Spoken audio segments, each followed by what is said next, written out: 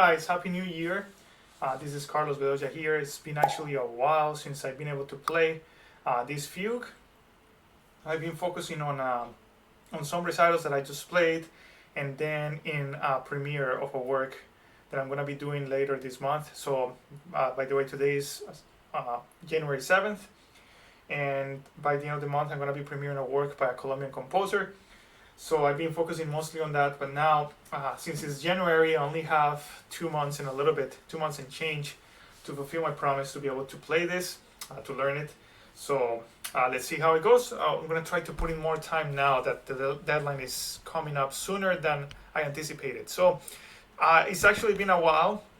I do have to admit, I ran through the first page maybe like 2 weeks ago, but I didn't practice it much. I just basically ran through it to make sure that it's within my fingers. I didn't want to record it because I only did it for like 5 minutes. But I'm gonna kind of like review today. I know this is not great content, but this is the process, and I'm just recording it as it is. So I'm gonna play very slowly. I haven't played in a couple of hours, so I'm gonna go very slow to ensure that I don't injure myself, and to ensure that the muscle memory kind of like comes back. So here we go.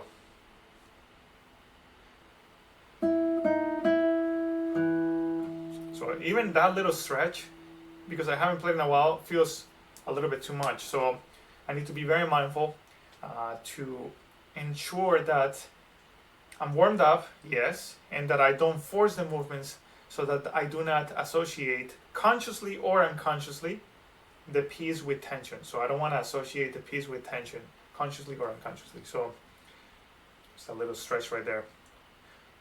I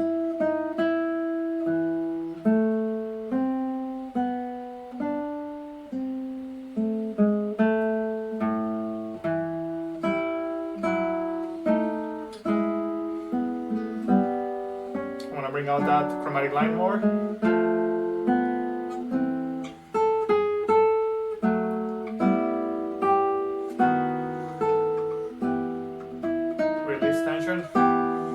Musically, release, and physically. G7, release, release.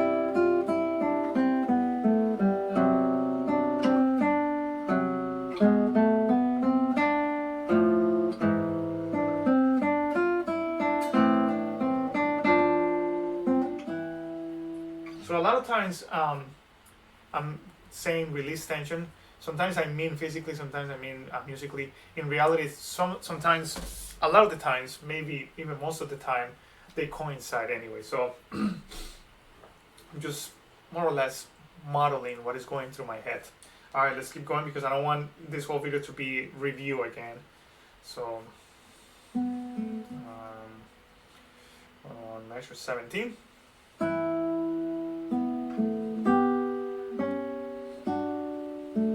On the chromatic line, release. Into. Make sure that that shift is relaxed. I feel like a little bit of tension on my arm, or yeah. So I need to make sure that I build in the relaxation from the beginning. So it's just this. It's just this. It's easy. I need to convince my mind that it's easy, so that my body feels it. It's just this, separated by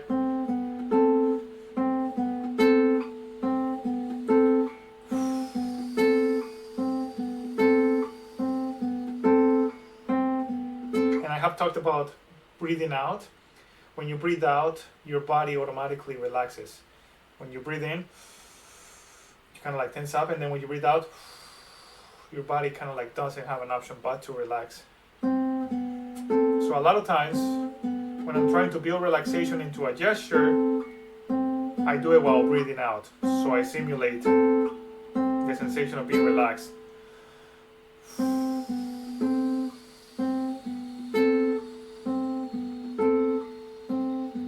That feels relaxed. My finger right now feels really rough. My nail, I mean. To sand it really fast. I always have sandpaper in my pockets. All right, so let's go on from measure 17 again. And today, my goal for today is to work on a new section, learn a couple of new measures because I feel really behind.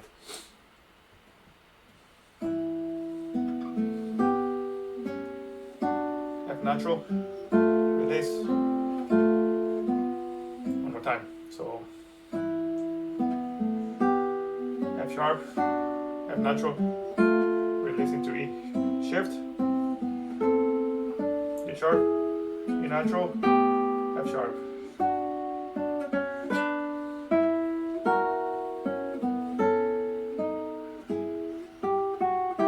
Oh, I still remember this.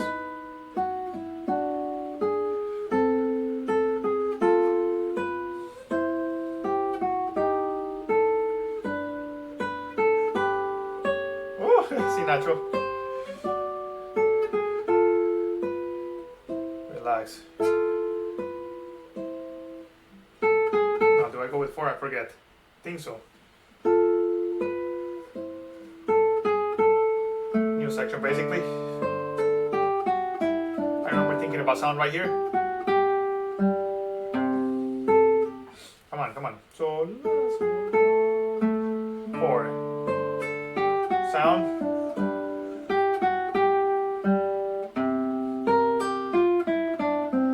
There's a lot of things that I need to think about right here. I remember thinking about I being the next finger, I, and then a big stretch. Right here, oof. A, oh, and thumb on the 5th string. So I'm trying to remember all these mental cues that I prepared. I need to make sure that they're not forgotten. So again, from the C7. Sound, I don't like that slur. One more time. No, that's too light.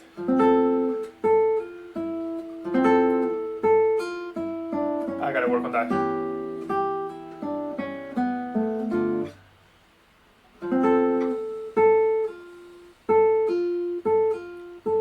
Okay.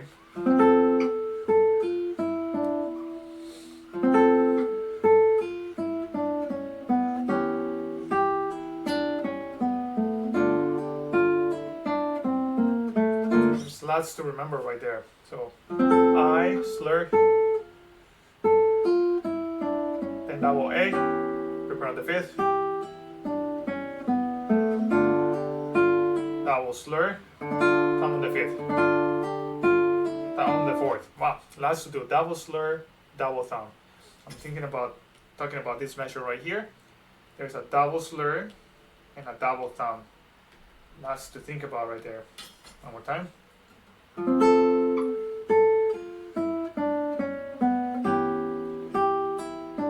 Double slur, double thumb.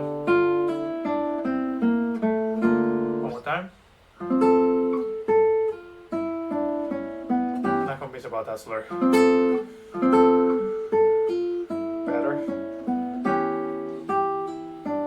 Double slur.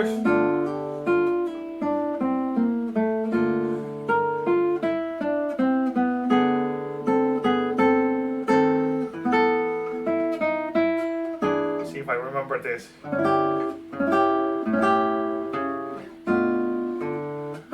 Something like that. Alright, so yeah. Subject. I really dislike this cut.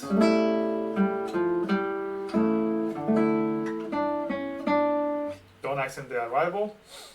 So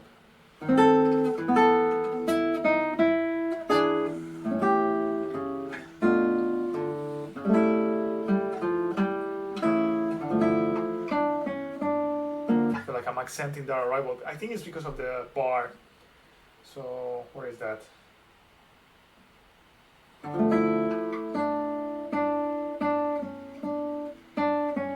Need to land lightly on the D.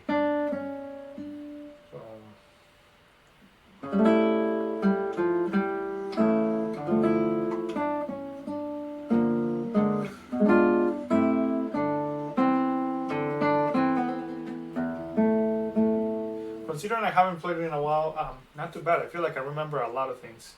Okay, so we haven't really worked in this section. I remember last time we found a lot of the subjects, a lot of the heads, tails, counter subjects, and so on. But I want to review very fast something that we have already done so that it kind of like comes back to my mind. Wow, it's just so much music. Starting to wonder if I can really pull it off or not. Okay, I know I worked on this, so let's see. This is the end, at least? Yeah, this is the end. Okay, so we have ring on the second string. Alright, let's focus on the counter subject.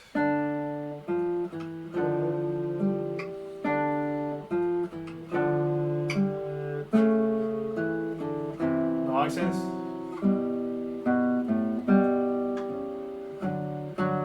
Need to clear out the G to F sharp.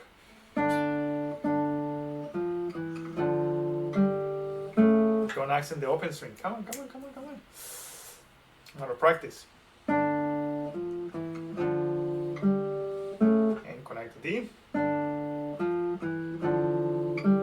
Don't accent the open string. I'm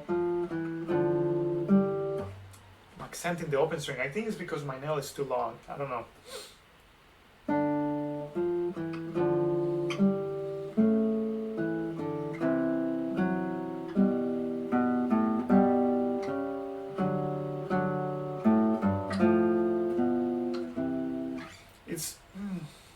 It's very important to try your best to listen in third person, kind of like try to get out of yourself and listen as a teacher would a student. So you need to be your own teacher. So I keep playing this open G very loudly, and it's the easiest would be to just kind of like go with what I think I'm sounding like and not be strict about it, but I need to be very strict and listen objectively.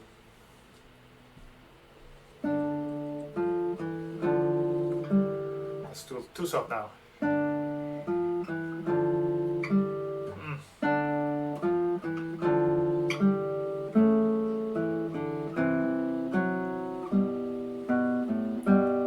F sharp, F, E. Oh, I remember this is gonna be hard. Let me review this. It's because mi, re, mi, and then a different string. Mi, re on the fourth string, and then mi on the fifth. The color is a little bit different. And I need to make sure that I don't accent the arrival. Just practice that. It's just this. So again, I'm kind of like trying to trick my mind. Let me show it in the big screen, just to change the angle every now and then of the camera. So I'm trying to trick my mind into thinking that this is easy. It is easy, but because of the tension, by this time, this is page, well, 25 of the whole work, but probably like page 8 in the whole fugue. By the time you get there, you're gonna be very tense. So even though I feel very relaxed right now, I need to build the choreography relaxed so that that's a little bit heavier and it remains, even though you've been playing for like 8 minutes or whatever the timestamp is by the time we get there. So I'm accenting the open string. Not good. Try this with me at home. So I just have a C chord, C and E. Show this C and E right here. And I'm just skipping the 16 notes and then going straight here. Different position for the same notes. So kind of like first position and then sixth position, position 6.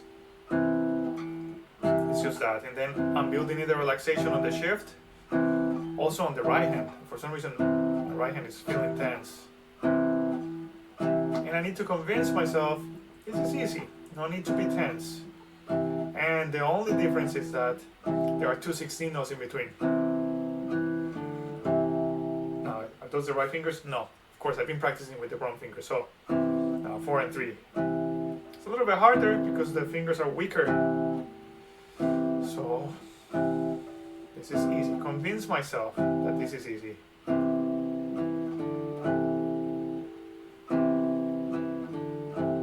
Also, I'm starting to think that maybe I shouldn't overplant on the right hand.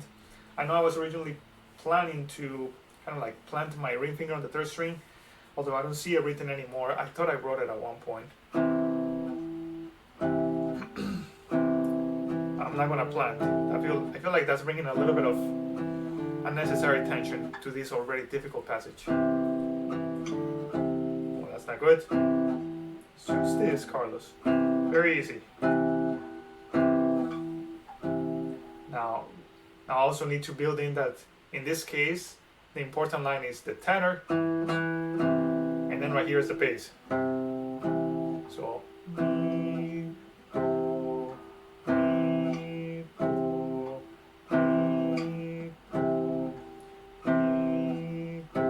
now hear it in my head. I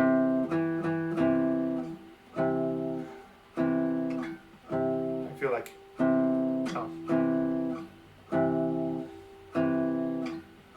there we go. So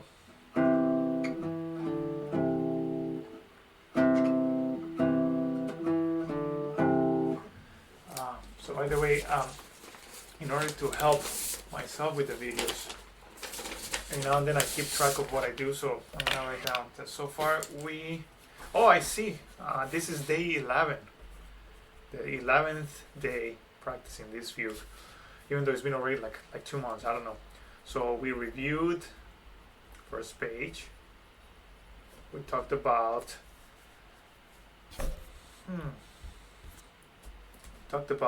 building relaxation in terms of the choreography. And now, in this brief little moment, we're talking about voicing and tricking the brain, tricking the mind into relaxing. Convincing it that it is easy. Alright, let's keep going. So, from here, mi to do. Don't plant.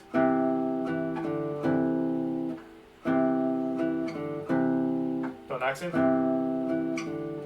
Now let's see from before. See how we do. Alright. A little bit bigger. You can see a little bit better. I knew it was going to crash at one point, but I caught it right away. Pigeon Cast. The name of the app is Pigeon Cast. At least it's pretty fast. There we go. Alright, going on.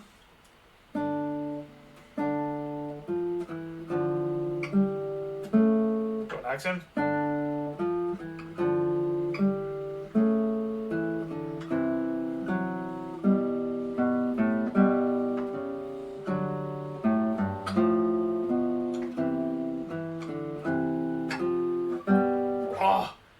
That felt good for the first time in a while, but of course I killed the open G later on in this. But that felt good. All right, the practice was worth it. All right, one more time. Freaking G. Keep accenting it. A little bit scared.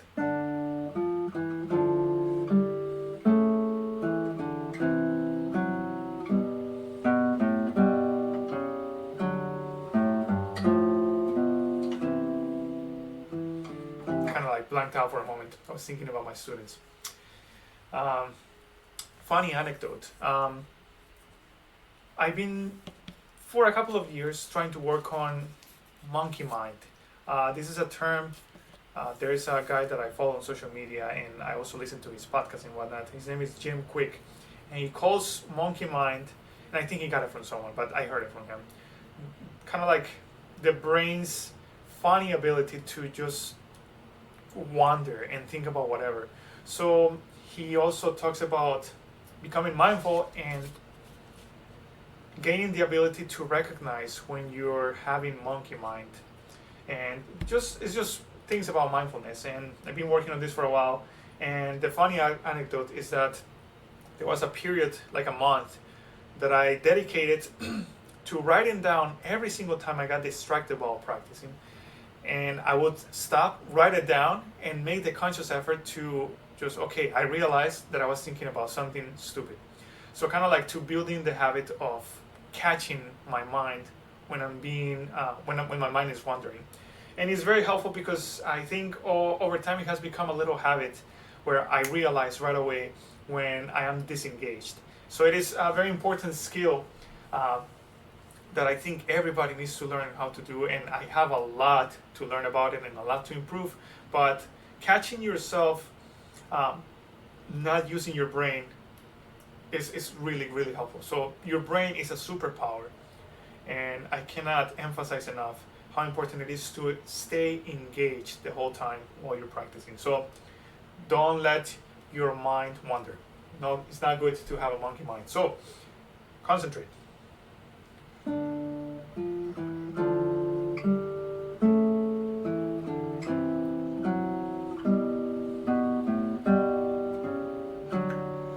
Relax it. Here comes that part. Now I need to remember what comes next. Okay, good. So after this, F, relax it. And I literally don't remember the fingering, so I need to study this. And I don't want this to become a review section. My goal is to learn something new. So I'm gonna try to let go of my perfectionism and I'm gonna move on. So I'm just gonna go through it once more, and I'll focus on this a little bit later.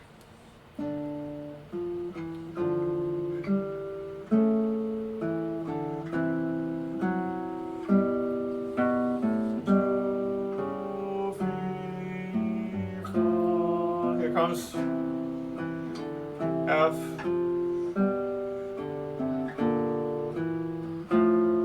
Don't accent that. Come on. Disappointing.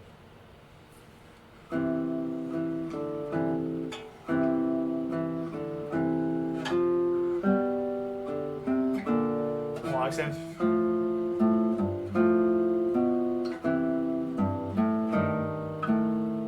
I have lots to work on right there, but I want to move on. So.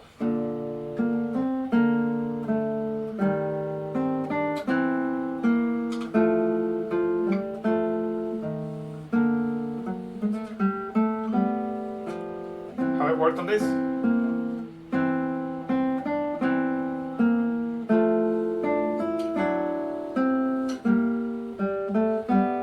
I'm not sure that I have.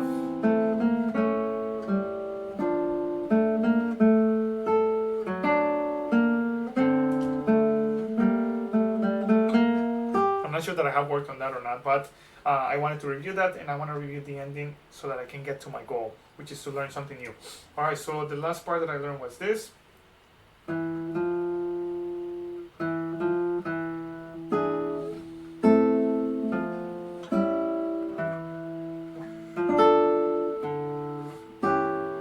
This is hard.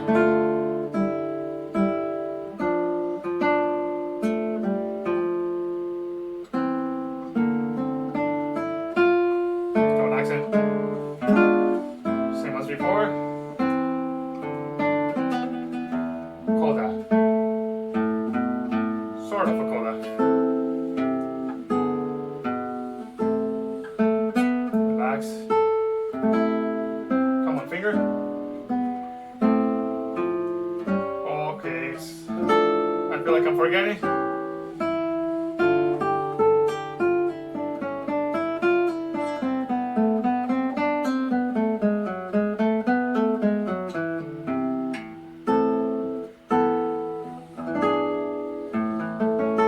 See that scale one more time.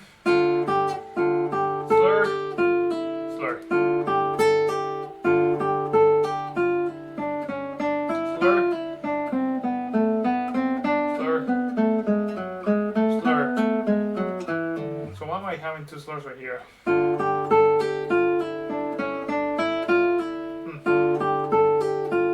then only one slur afterwards.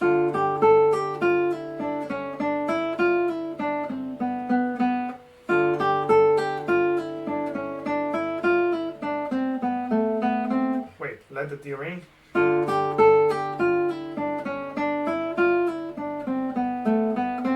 And remember to plant the A finger. Plant.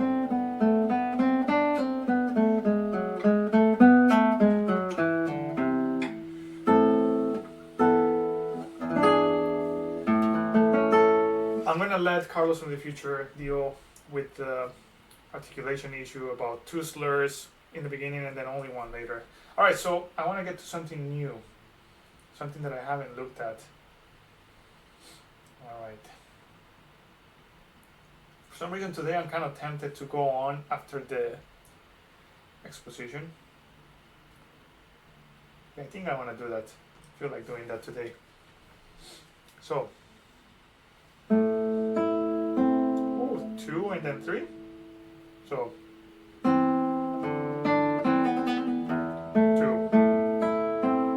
Why not 3 right away? So let's see.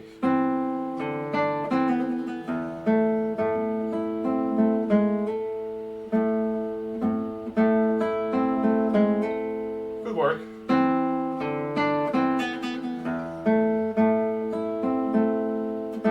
Yeah, it should be 3 right away. So I know I was doing that fingering, not thinking about what's coming next, but this is the time to change it.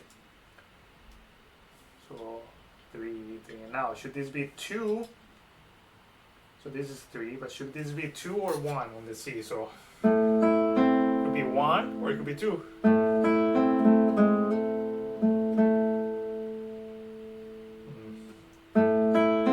Yeah, let's do 2, so that we don't overwork the first finger. Alright, so from there, 2.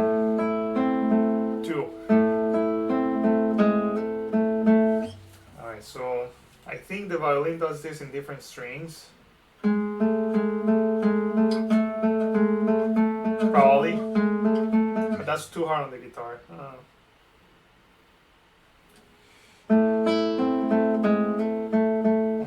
Just repeating the 3 A's right there.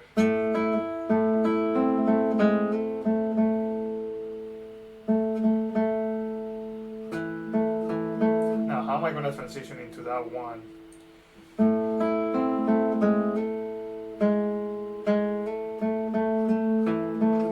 Oh, that fingering might be better. So, what did I do? Now I forgot what I did.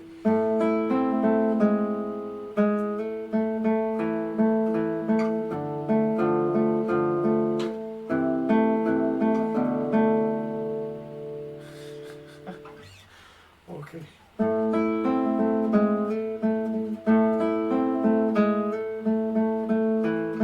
So 2-1.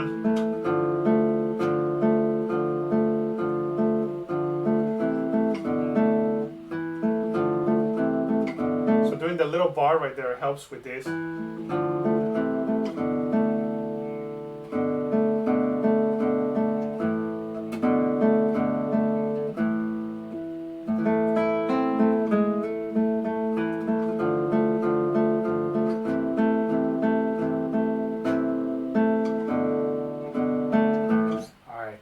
Now, doing the little bar helps with the legato on measure 46.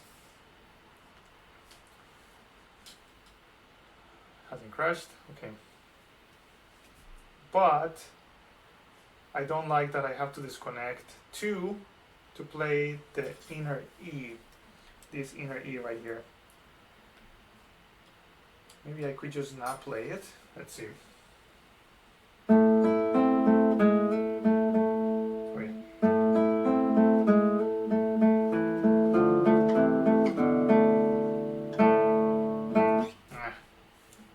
I like it with the E.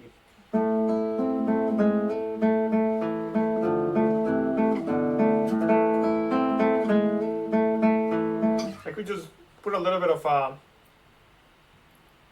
call it rhetorical space or breath, kind of like listen. So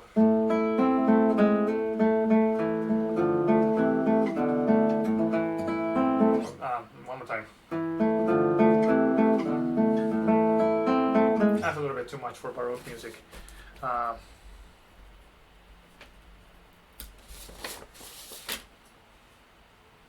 see.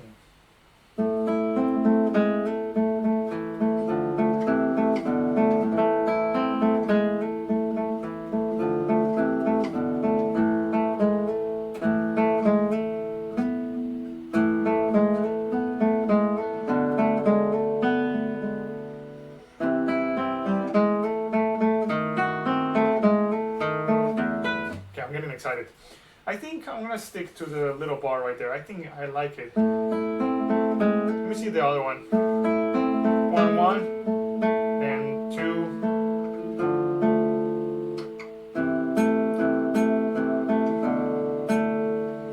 No, I'm just complicating things. I'm gonna stick to that fingering. It's good enough.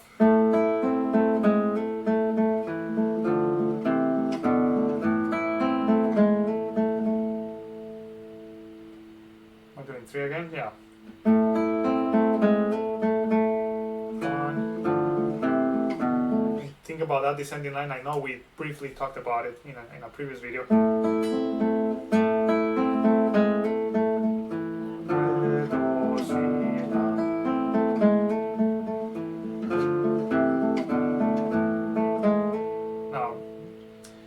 Very quickly, I see that piano right there. That is, I think I've seen it in the original, so it is a terrace dynamic that I think I can start building the dynamics for right away. So strong. Ooh, no C sharps.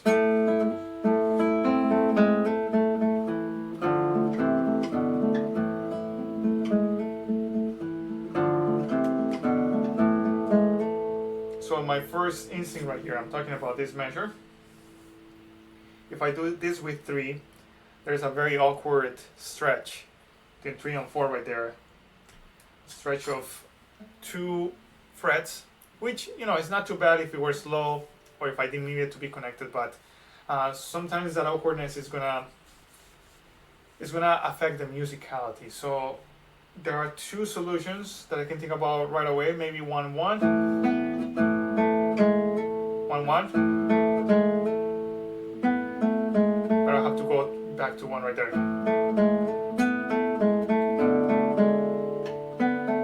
And the other solution was to play the B open. So,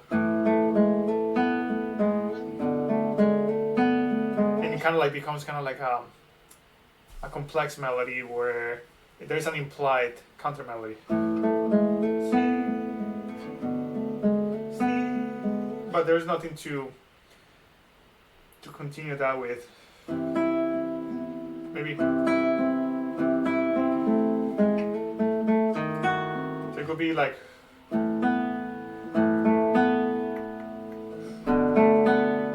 Now E. Maybe. I don't know.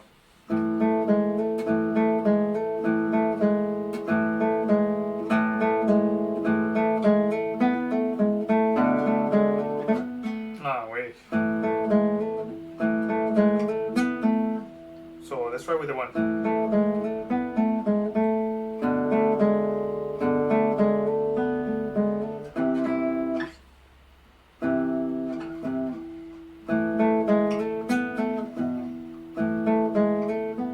I don't like the accent of G sharp to A. Kind of like accenting the A, but the G sharp should be slightly emphasized. So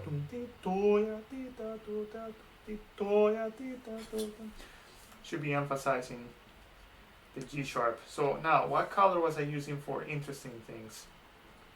Maybe that purple one or red?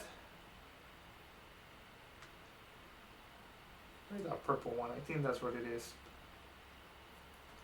I also see yellow. At this point, I don't even know what colors I'm using. It's been so separated. Let's try yellow.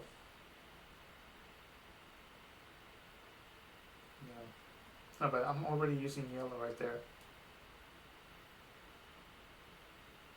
Blue, I don't know. Ah, it's not marked anymore. Let's see.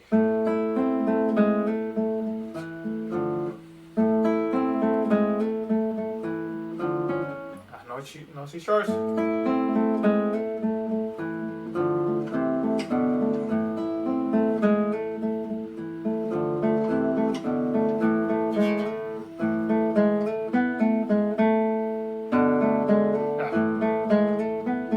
I'm just gonna make a more conscious effort to accent the G sharp.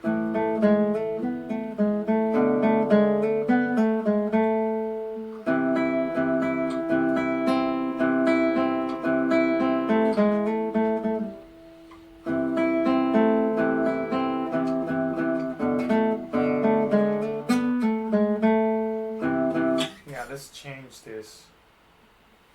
Oh, I like this second finger right there. That's what I just did, and he actually thought about that.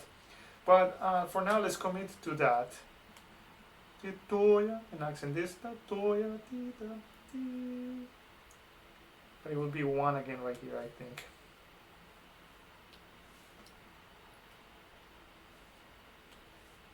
And then 3.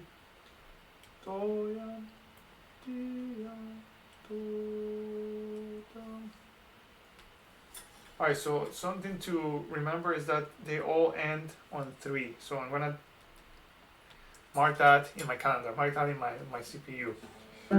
So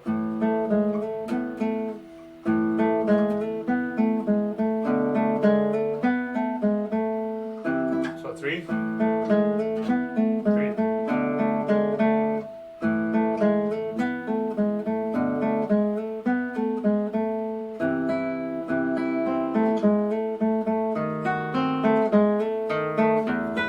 Alright.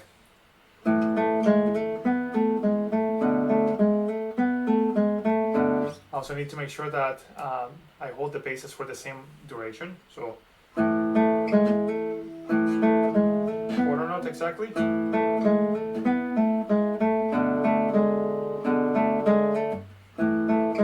But I'm not able to do that on the second one because I'm holding B. So maybe just an eighth note. Sounds too short.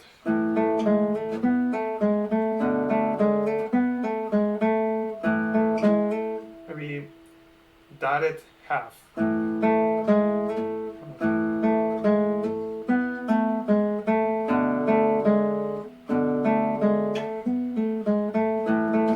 Also, I have to think about the eventual speed anyway.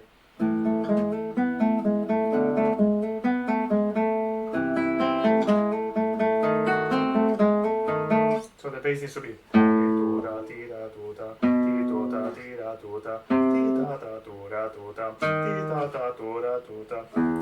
Ah, that low E is not great. Bach, I'm not sure Bach will have done that. Of course, there's no low E on the violin, so I'm not sure there's a way to connect it. Yeah.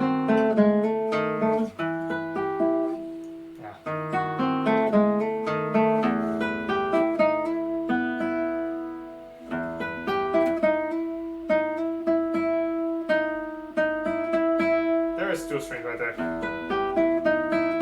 I shouldn't do it with 2 strings if I'm not doing it in 2 strings before.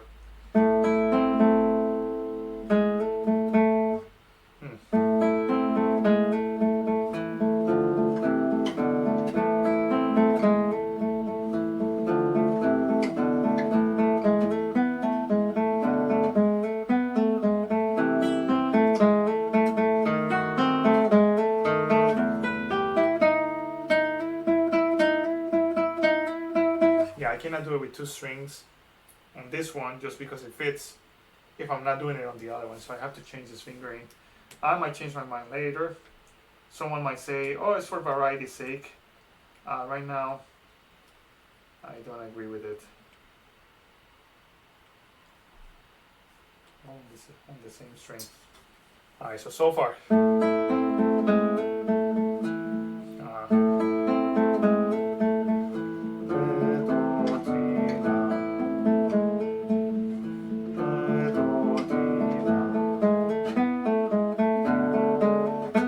Come on. We could be 3-3.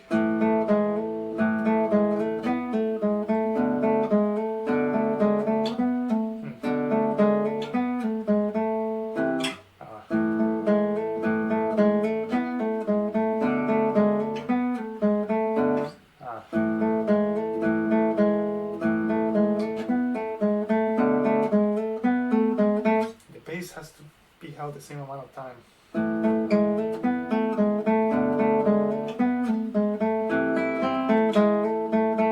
Right there. I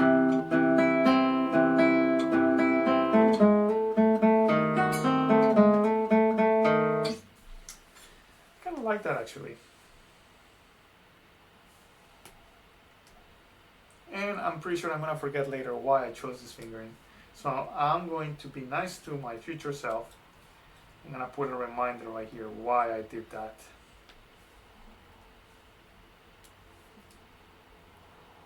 So it's still a slur, 2, yeah. And then 3. And 1 again. That's a weird fingering. And on 3 again. So again, I was going to put a reminder. Because of bass duration. In case if my future self is like, why did I pick that fingering? Let's see if later on I can find a different solution. Maybe I'll decide to cut the basses shorter or maybe longer, who knows. So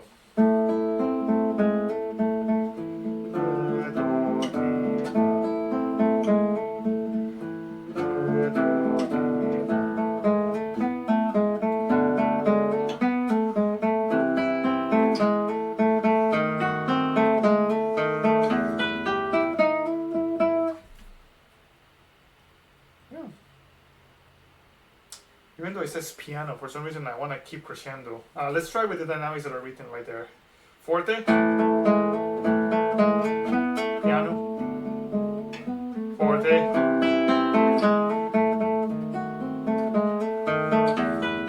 I'm not sure I like it. Is that really written down in the original? Let's see.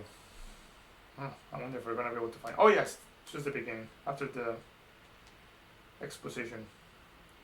It is written down, but I really dislike that. I really dislike it. It is the forte piano thing. Feels too... what's the word?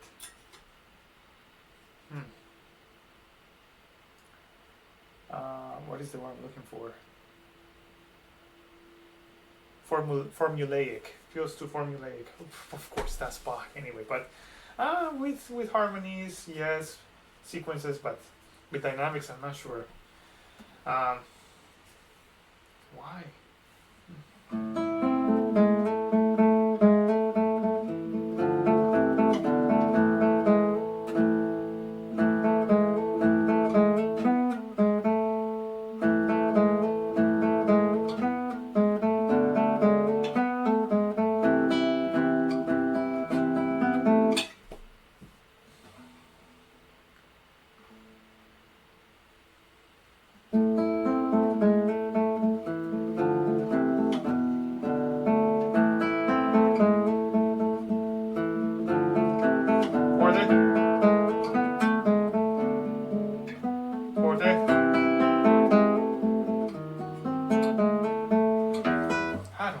I don't know.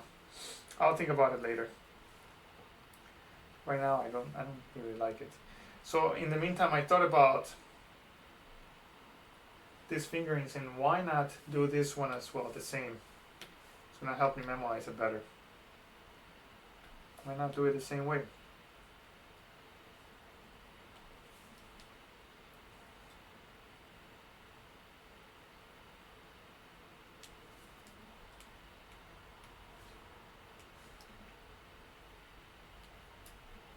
Same fingering.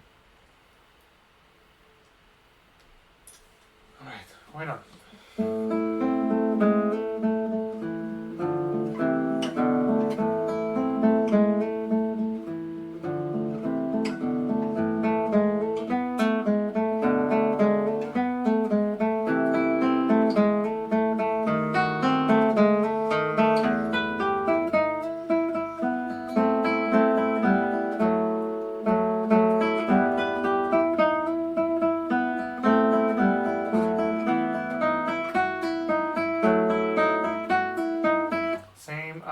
articulation. So let me go from here.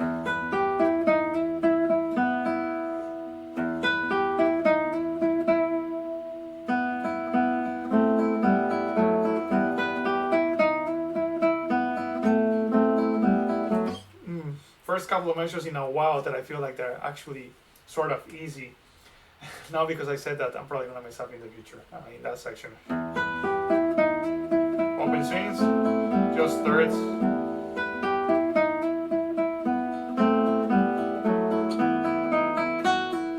Bass duration.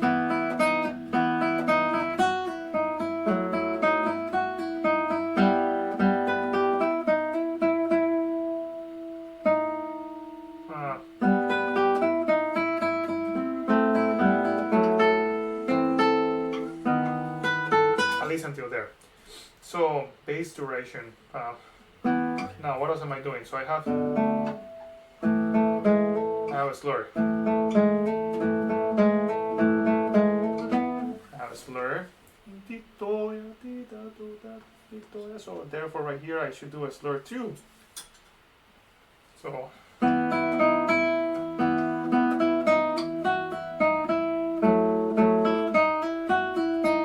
it needs to be the same. Articulation is very important in Baroque music. Let's talk about that. Articulation. Consistency of articulation. So even though it's way more comfortable to do it with the double strings, or if there is no other way, then you have to pretend there's a slur. Play a slur. I mean, it has to sound like that anyway, but with the slur, physical slur, is easier. So this will have to be 3. Hey.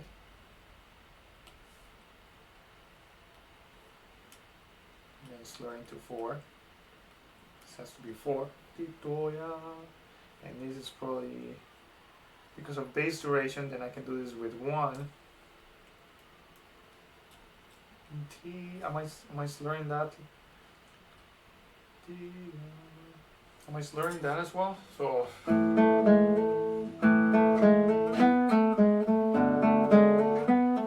yes, I am. So this is the slur. Now this is open. 4, 2, 4.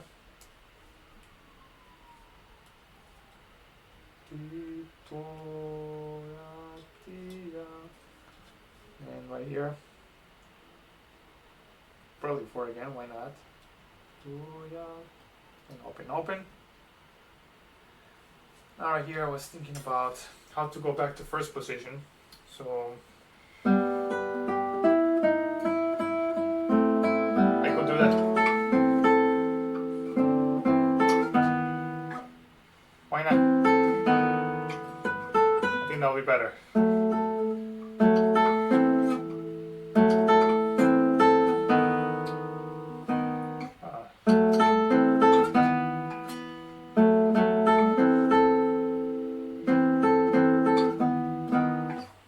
That's fine too. Alright, going on.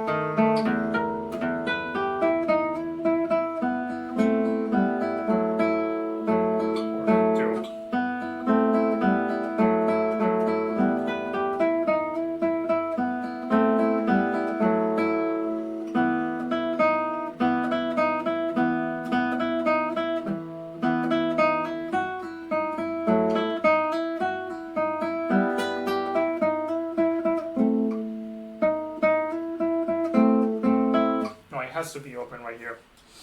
Now I realize a little problem with trying to be musically consistent, that the different color in the E's.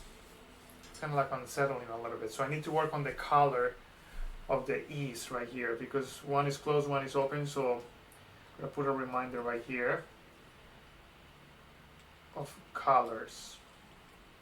Oh, wait. I'm just gonna say match. All right, one more time, same section.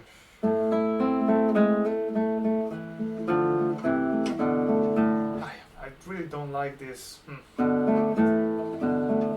but I have to do it.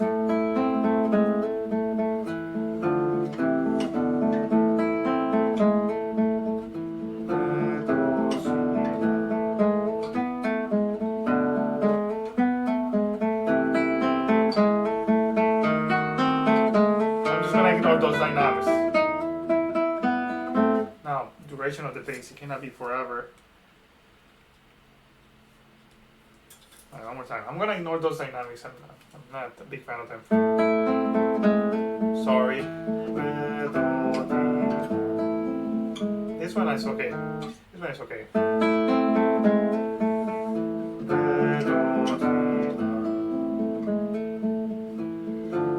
Now right here, I'm gonna build.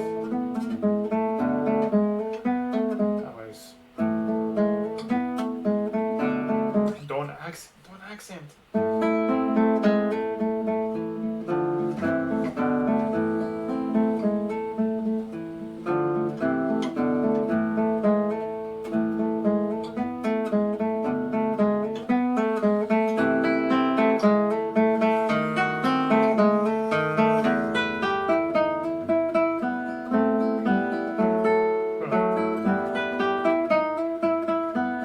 Now that one I do have to follow. If I'm following this one, I have to follow this one.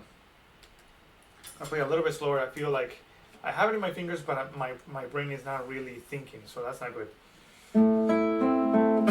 Oh.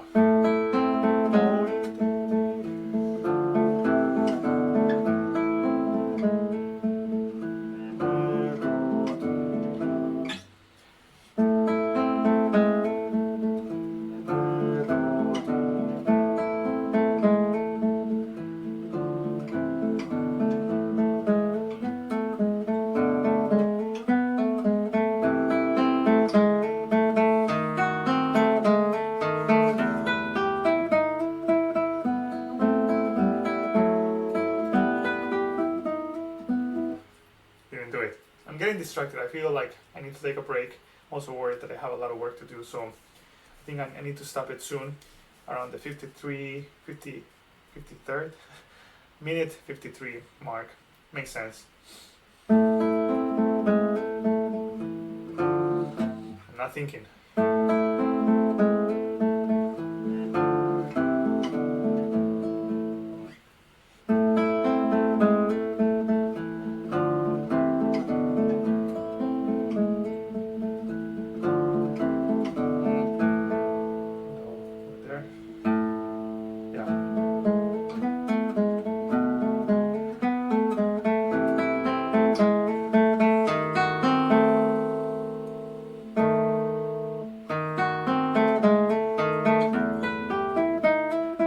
Little by little, I'm starting to realize that I'm starting to memorize it, even though that was not the goal.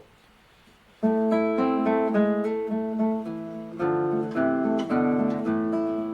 on, just read, get this done, and then I can take a break.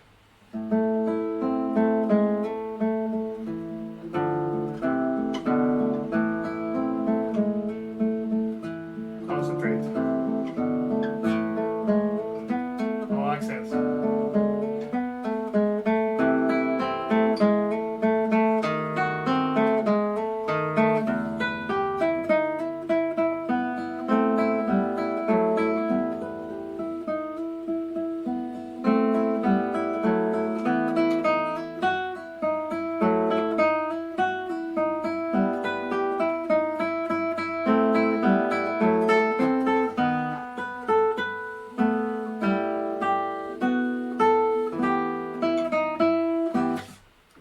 I'm excited, but let's end it right there. I'm getting mentally exhausted, and I'm starting to think about a big project that I have to do, which is due tomorrow, and that is getting in the way of my concentration. So you also have to learn how to recognize when it's a good time to stop. And I think that is one of them. All right, guys. I hope you enjoyed this type of content. And from here on out, it's gonna be a big push. And let's have faith, because I also have to prepare for a full recital with the clarinetists at the end of this month. Oh, I don't know how I'm gonna do it, but I'm gonna do it. All right, guys. See you on the next one. Bye-bye. Hello, everyone. Day 12 here of learning this fugue. Today, I think I can spend a little bit more time on this, and I really need to get going to try to make the deadline that I put myself. So without further ado, let's get right into it. So yesterday we got to the beginning of kind of like the development, you would say, I guess, around here. Oh, actually, let me see if I'm in tune.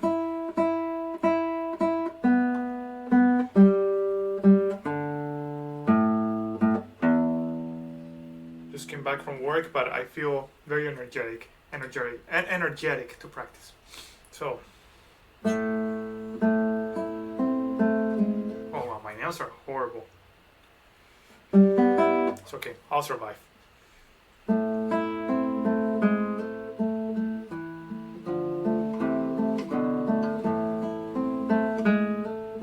For some reason I want to do P on the G sharp. Let's see. Yeah, so let's start writing some of these fingerings down so that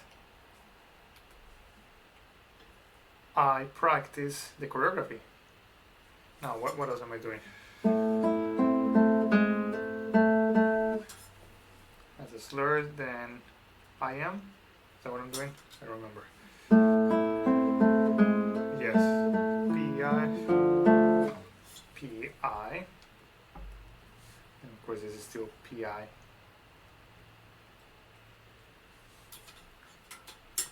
Think so.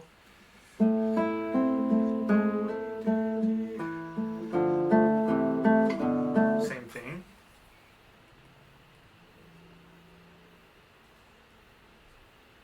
And I assume right here is the same. So backwards. P-I-M. And I-P-I-I-M. P-I-I-M. So that's a repeated note. No, that's P-M. Wait, am I doing P-I? Let's see.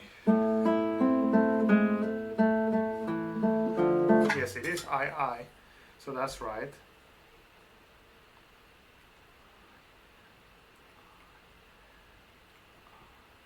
No, what am I doing right there? Let's see first.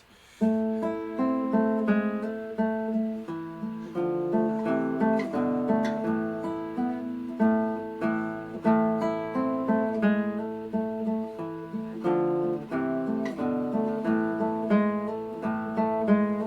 I am I.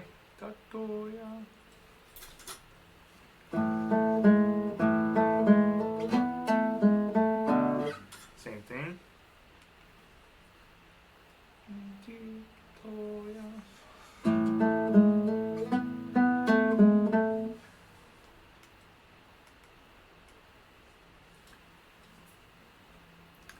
Now this, we need to move out of the way so that we get the fingering. Let's see if I can do it kind of like a surgery.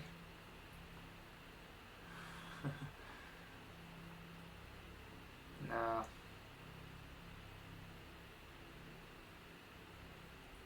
No, it's not gonna work. Let's just do the fingers right on top. No.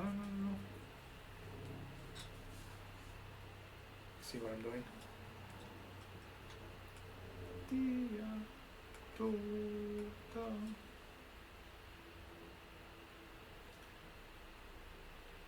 You know what? Let's just write it again. That 3 is because of the bass duration.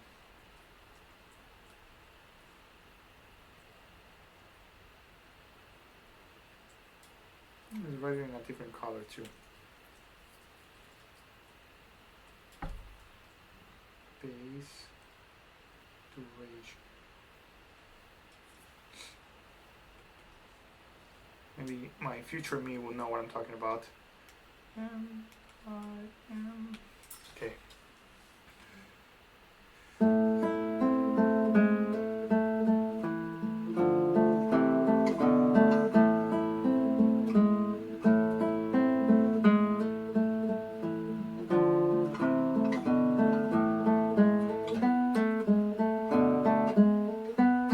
So if you notice right there, I'm muting with the side of my thumb.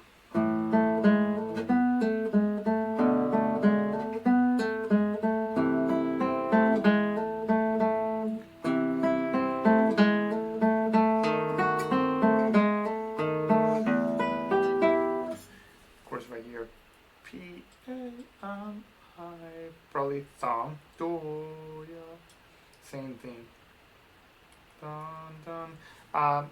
The more consistency you can maintain,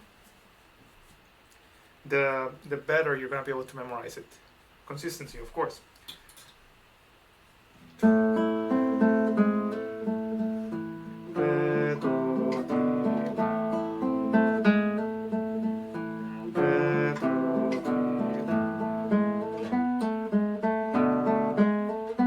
Too soon.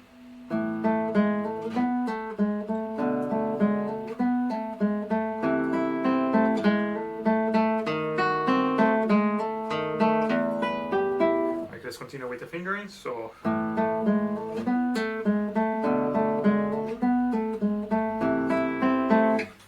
of course, I-am, I-A-M, I-B-I, I-am, B-A-M, I-B.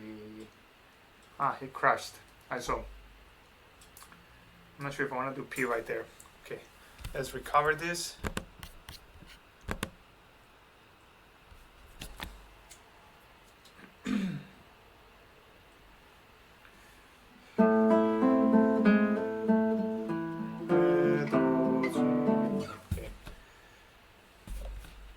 Working again, right? Yeah. So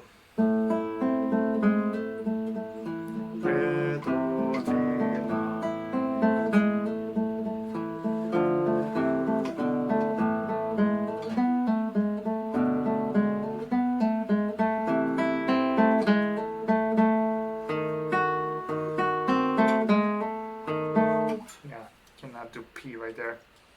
Makes more sense to do this.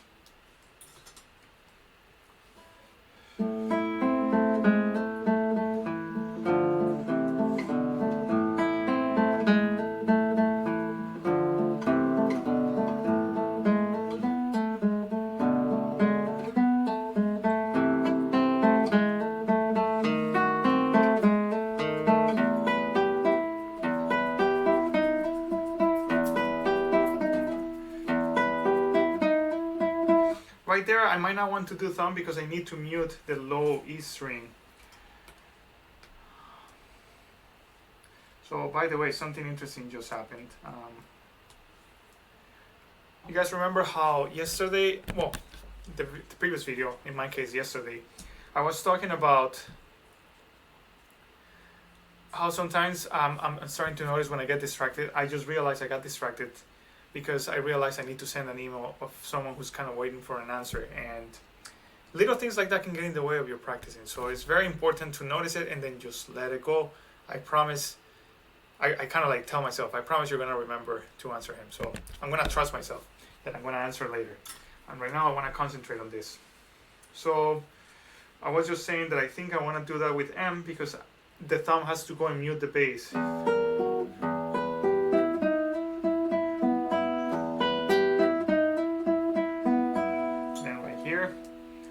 I am, right? All this with the thumb, so same fingering.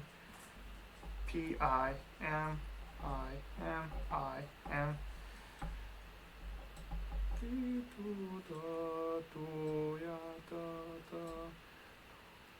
Same thing. Same finger, and all this consistency is going to help me memorize it better. I'm just assuming from this point on that these are going to be the fingerings. Makes sense. Da, do, ya, ti, ya, do, da. Oh, this is gonna work great too. Da, do, ya, ti, ya, do, da.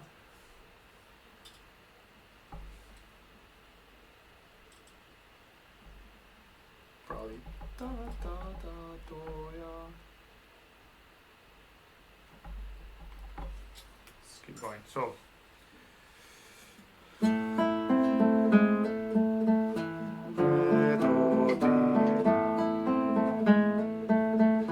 More piano later.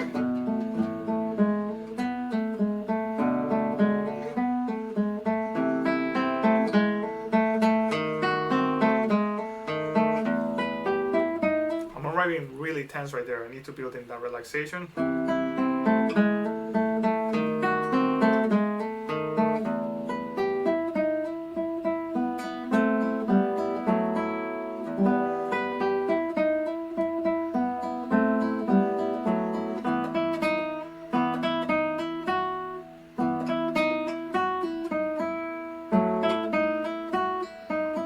Bass duration.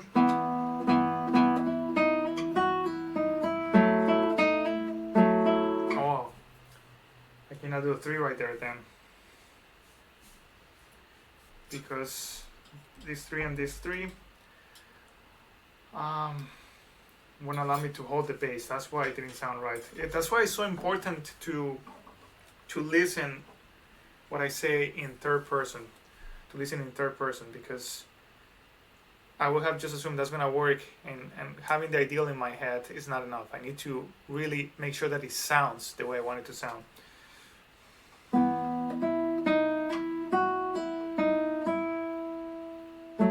So this could be 2. It's gonna have to be 2. So hold until here. Then this would make more sense to do with 3. Oh, why is this not working? It's gonna be 3, and it's gonna be 2. It's the only way that I can connect that. 3 and 2. So now, do I want to keep this 4 for consistency?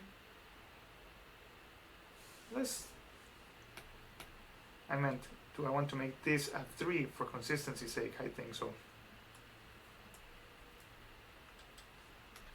Yeah, it's very important.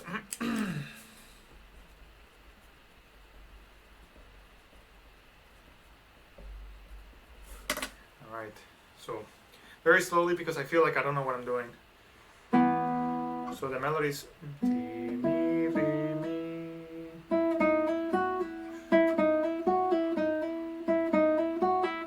If you were on the same string, it would be nice.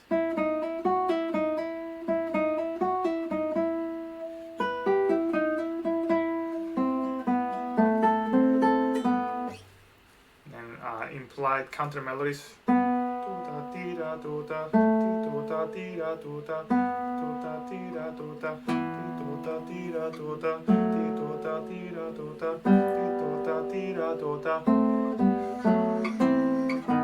That's so cool. Bach is so cool. Let go. Let go.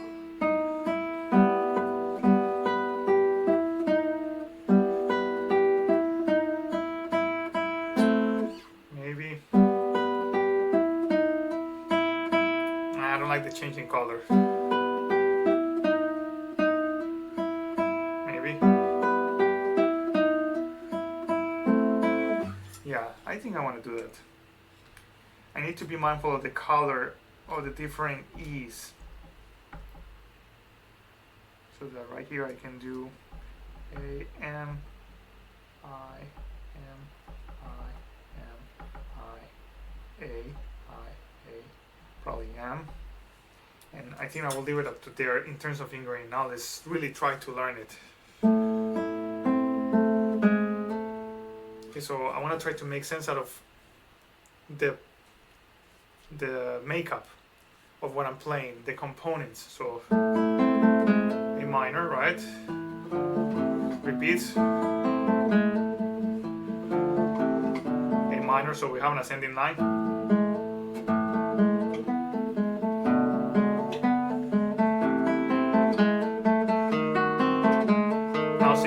minor, descending,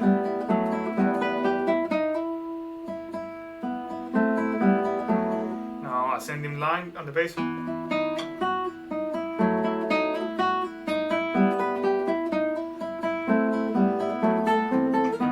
Yeah, when you think about it that way, it's like it doesn't feel too bad, but it takes time and effort to learn it. Notice I'm not saying memorize it, but to learn it. All right, let's go on. Descending bass. Repeat. Pianissimo. Descending bass. Here comes that ascending bass line. Now B. Now C. Diminish. Now E minor. Descending bass line. Something like that. Ascending bass.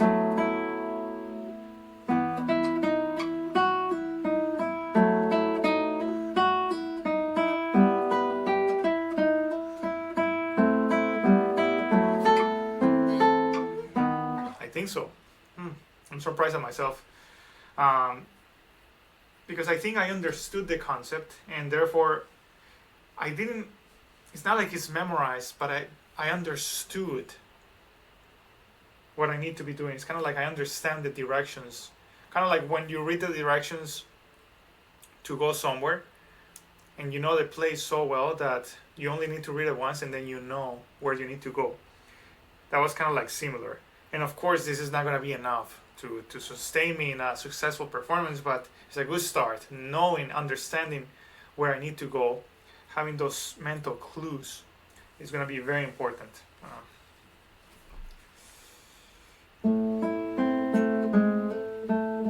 So descending bass, piano, descending bass, ascending bass. Now C on the bass, diminish, E minor, descending bass. No, that's something that I wasn't too sure about. It is right. By the way, so right there, I'm not only relying on my understanding on where I need to go, quote unquote, but also kind of like relying on my ear. It's kind of like oral memory, the ability to know what comes next, and kind of like your fingers instinctively go there by themselves. It's something very interesting that I'm very sure that if you're watching this, I'm pretty sure you have experienced it before.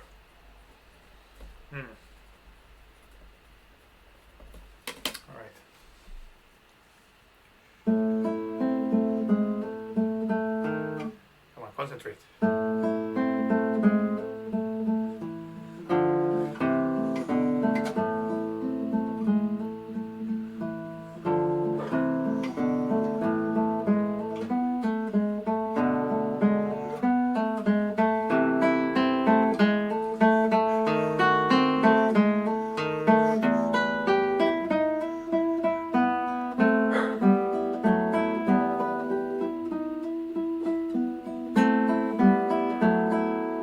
I'm not too sure about what's next, but it is right.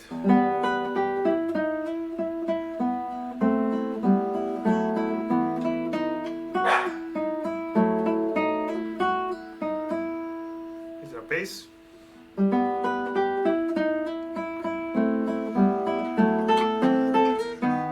And don't accent the arrival right there. Good, I feel pretty good about that. So after this,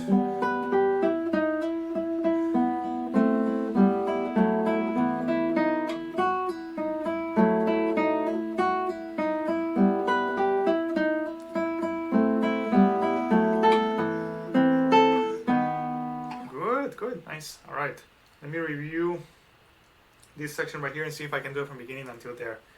So sound, seventh, I,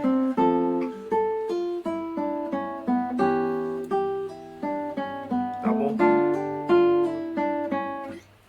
I needed to think about the double slur and double thumb action, but that actually got in the way, so I'm just gonna do it. Okay, one more time. That slur, I'm not convinced.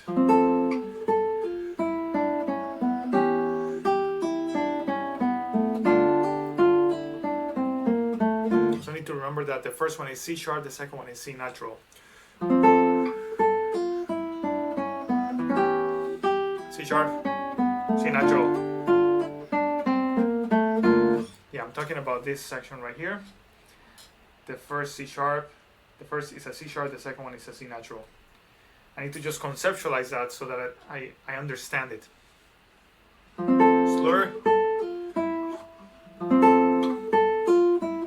Come on. C sharp, C natural.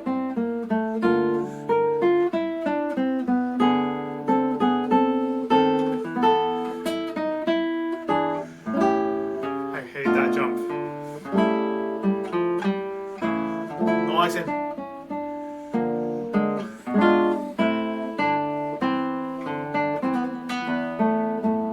Lots of disconnected things, but there's nothing I can do about that. I'll try to find a better fingering eventually.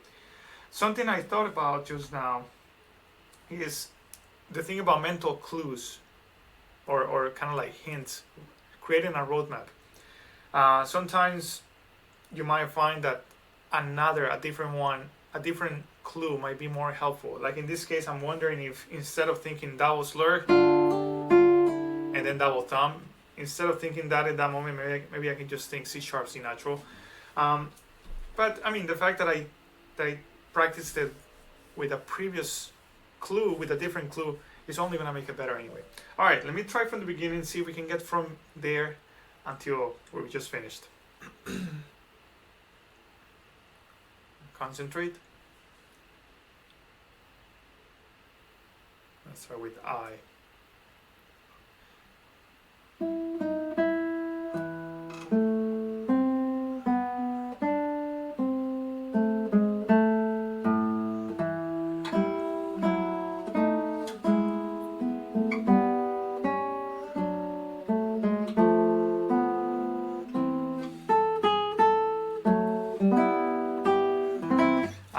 I feel like I'm not really in control of what I'm doing. I think I need to review this. It's not strong enough yet. This is good. This is good. Now he. F sharp. F natural.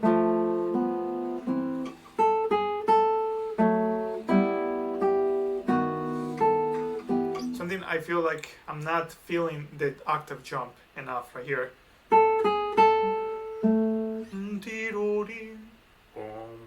Need to feel that a little bit more.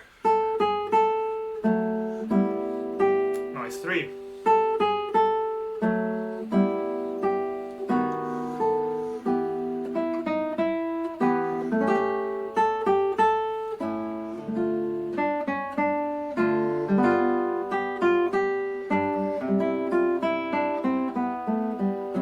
Just caught myself distracted, so I need to rewire my brain to make sure that when I catch myself, I just go back to concentrating.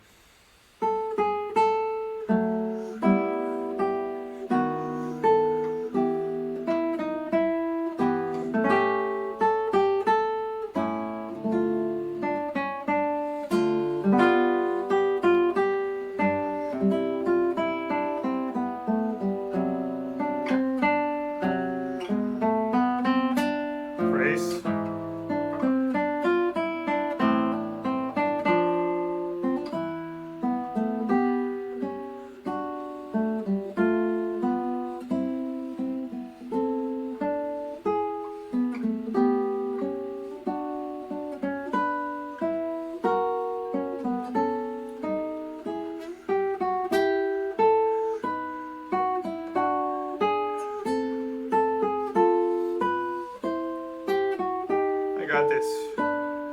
See, natural? That was a mistake I made yesterday.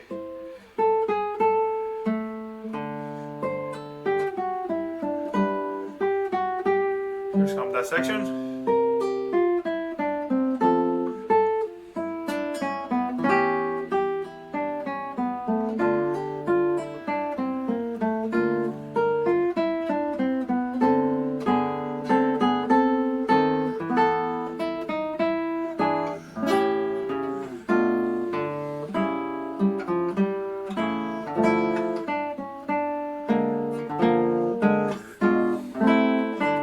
I think I got it now. Let me just review that part really fast. Jump. No accent. Just that.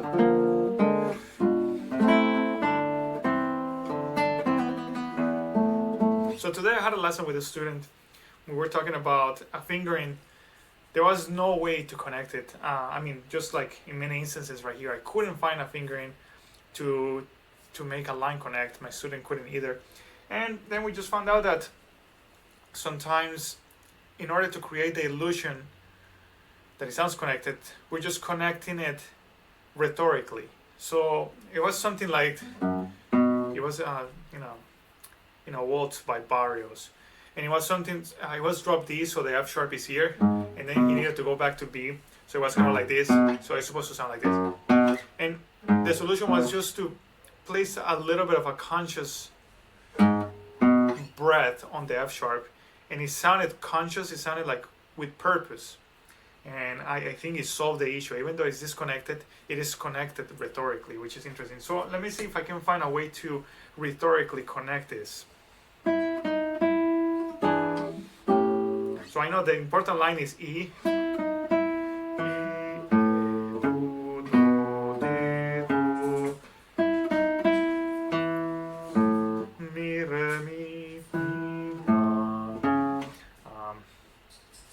see, one moment.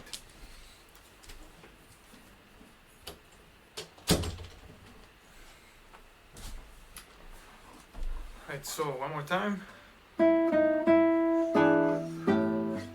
Just no. I have to see if it comes to me naturally later on, but this is not something I want to focus on right now, but an idea that I think is important to bring out. All right, let's see. Let's try.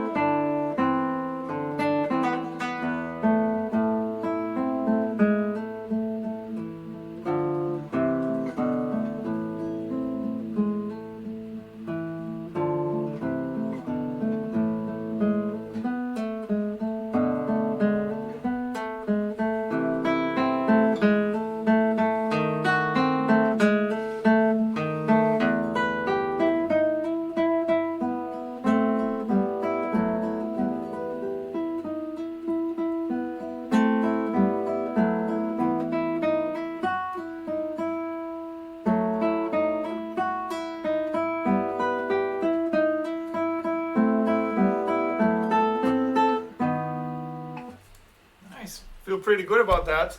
Every now and then I felt like I lost the thread, but I took a millisecond and I kind of like got it back. Some parts that I wasn't happy about was this section that I just reviewed. Wasn't happy about that. This, I keep accenting that right there. That's not good. And then right here I started wondering, do I got this? Do I got this? And then I realized, yes, I do. I got it. Let's see. I think I lost my thread right here, right before the start of the ascending line on E. But then I got it. I was like, yeah, I got this. Good. I feel pretty good about that. I'm going to take a 5-minute break, and then I'll be right back. All right, I'm back. I would like to practice for maybe like another half an hour. And my new goal is to learn something in between. So I've learned some parts in the beginning and then some parts at the end. I want to learn something that feels completely new to me. So I'm gonna build my way there. So I'm gonna start from here. Why not? Let me share. I'm gonna start from the same part we started working on yesterday. Descending.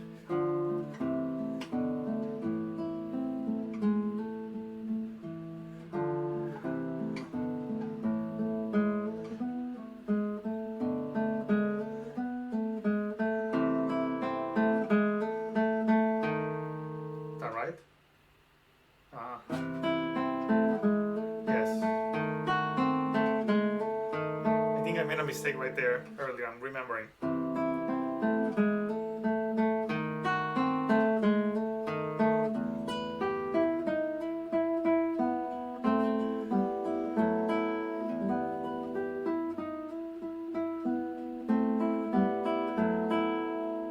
I still feel like I don't have that clear.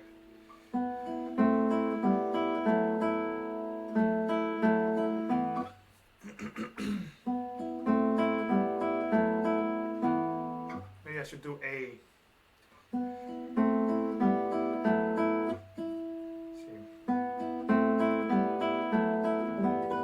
Same right here. I think I should do A.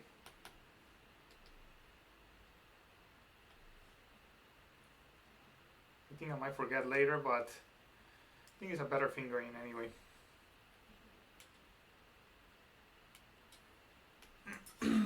So.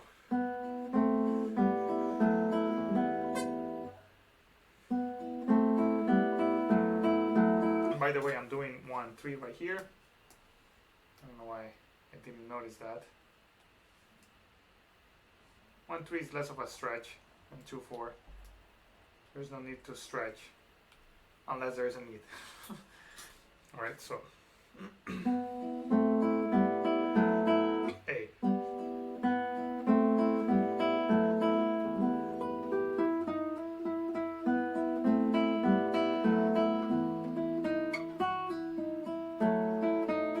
Kind of like place it.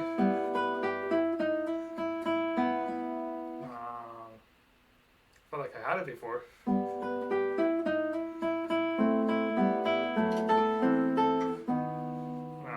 Build my way up to a good spot in the middle part of the piece. Subject. Need to find better fingering.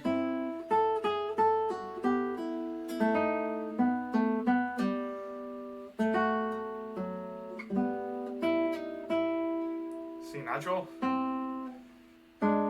That's crazy. I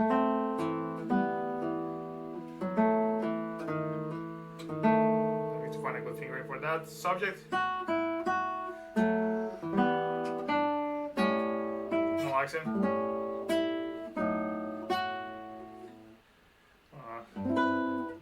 No, that's Brazilian but not Baroque. Wow. This is hard. Hard. Page is this. 1, 2. It's page 3. 4. There's not much going on right here. 5. 6. Not a lot of color here. 7, and then I looked at this part. And 8. So I think 8 pages total. I should look at the one that has the least. This one doesn't have a lot of color. So let's build our way to page 24. Oof, that's to go. Okay, so I'm gonna read very slowly to avoid building habits.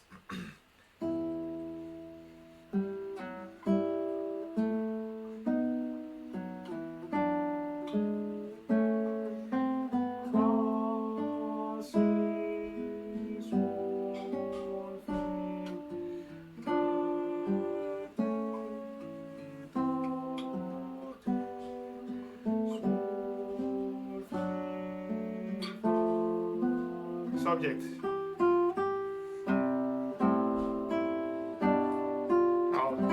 Extending the subject.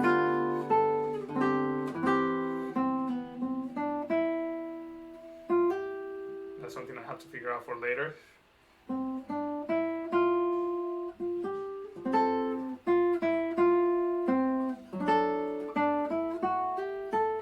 I'll probably like to slur that in the future.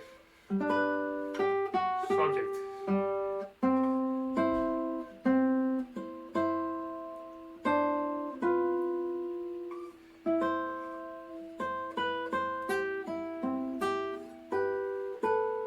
This is gonna be hard.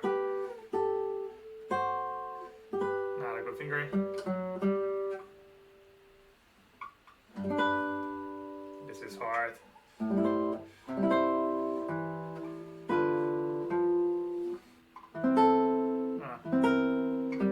Another extension.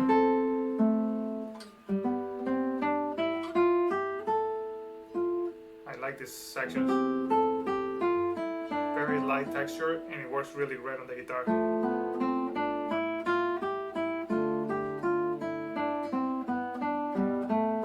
Kind of like a pattern.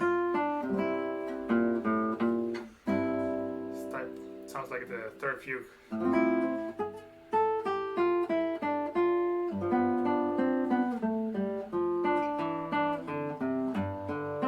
Cadence. Why 2? Maybe it is right.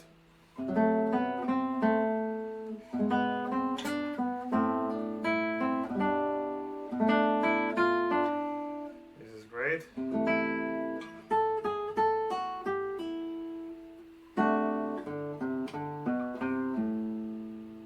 there's not much color here. Oof, need to start looking at this.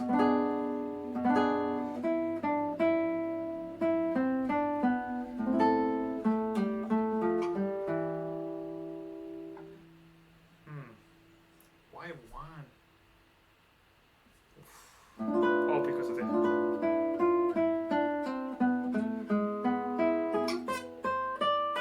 I think I'm gonna love this part. Is it crush? No.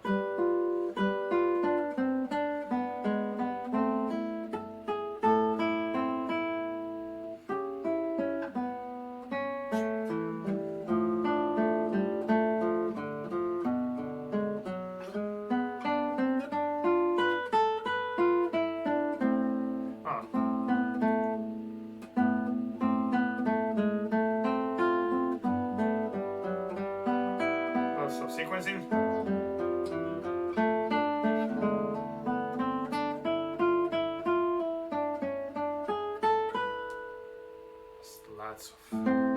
Lots of music.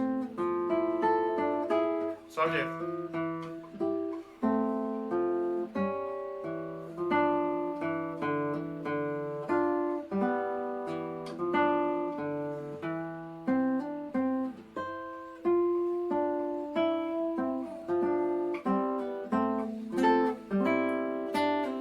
Smell that cadence in C. There you go. Great music. Great music. Cadence. That fellow Bach was amazing.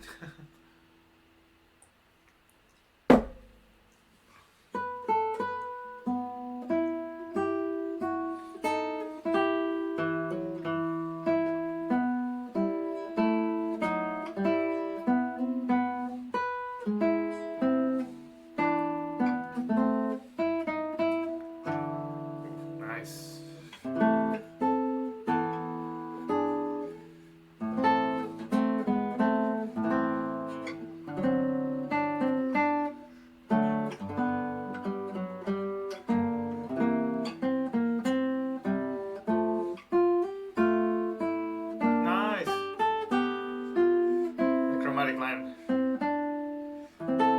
Wait.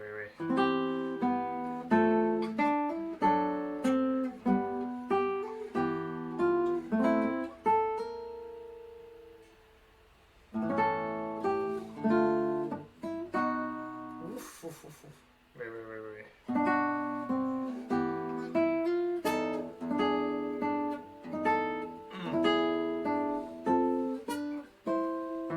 Sequence.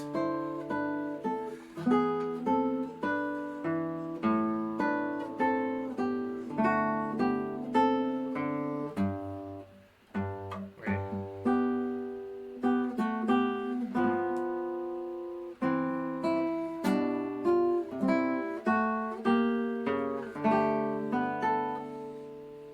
Cadence. Wow, this is a lot of music. And this is the part that I'm trying to get at. Maybe I should start in this G.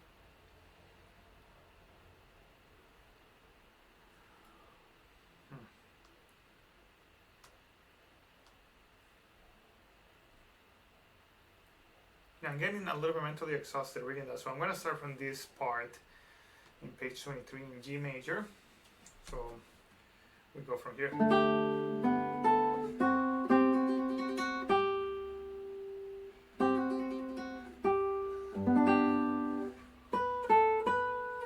Now, I wonder if that voicing is necessary or he was just trying to stick to the voicing written in the violin. I mean, there's not a low G, so let's wait. Because this is awkward.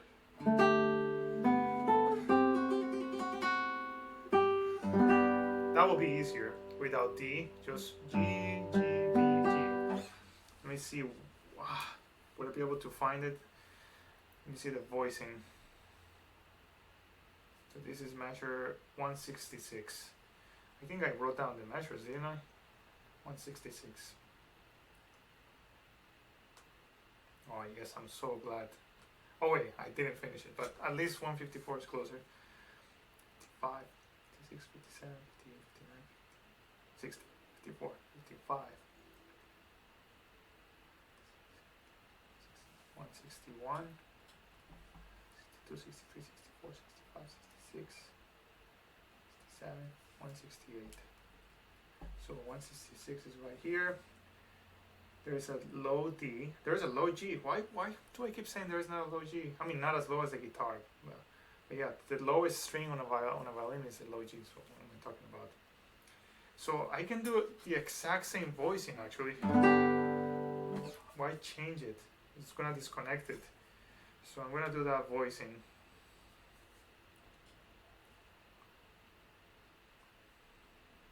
Why would I change that voicing that we can perfectly do with open strings, and it's going to connect it better? It's around here, I believe. Yeah.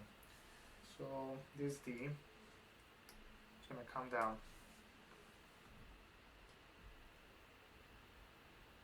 To here.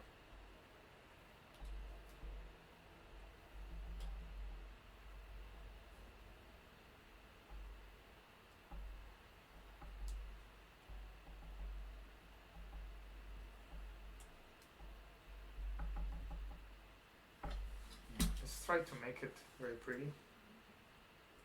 That's not good.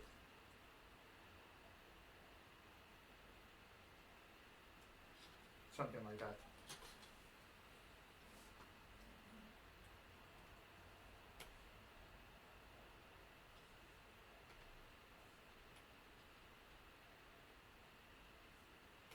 Alright. So we do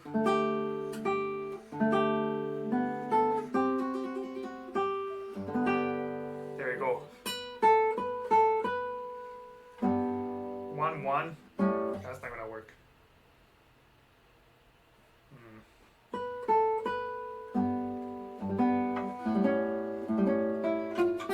That could work.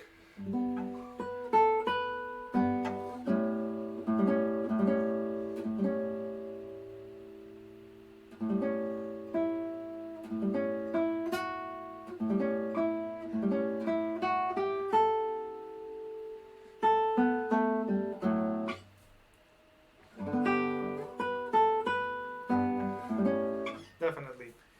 That's better.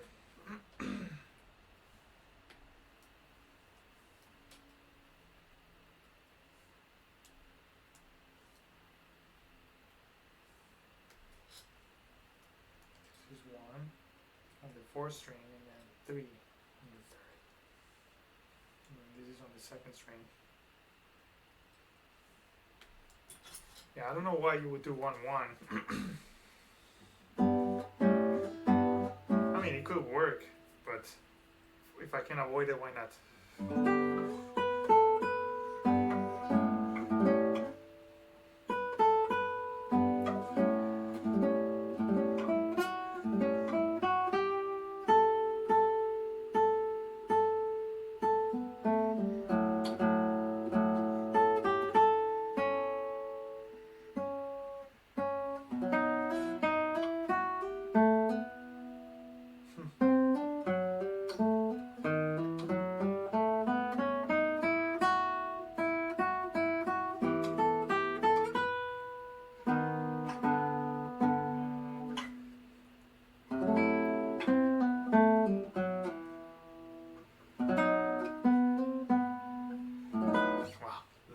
Lots to consider, lots of music. All right, let's keep going. Patient.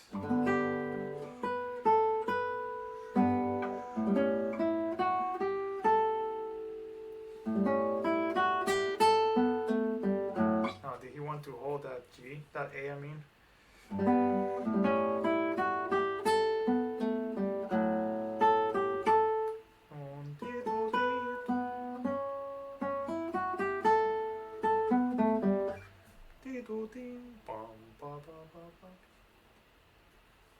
So that's definitely the head.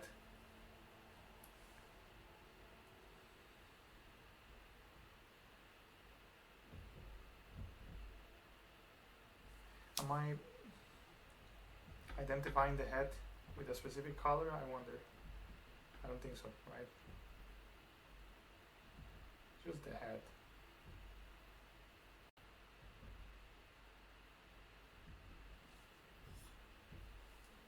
Kind of like a hint. For now, I'm gonna do this. Di do di do. Di do di do. For now.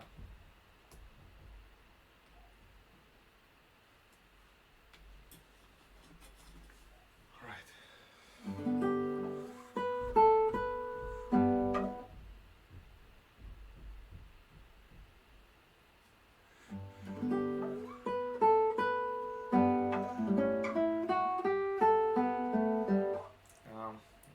Maybe that's why that fingering was better.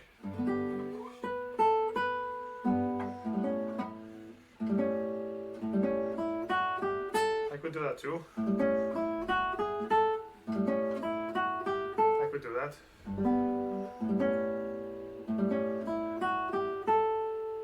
So.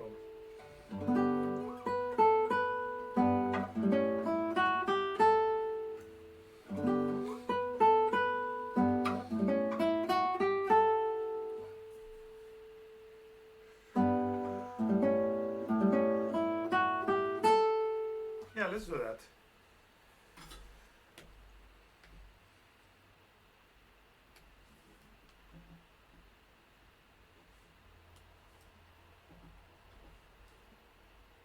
This is 1, 2,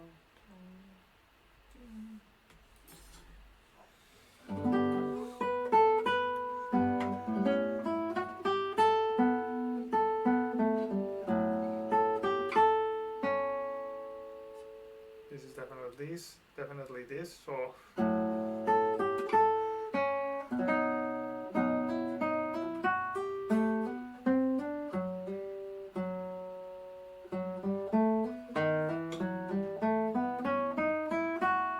So I need to keep the articulation consistent. So this is suggesting.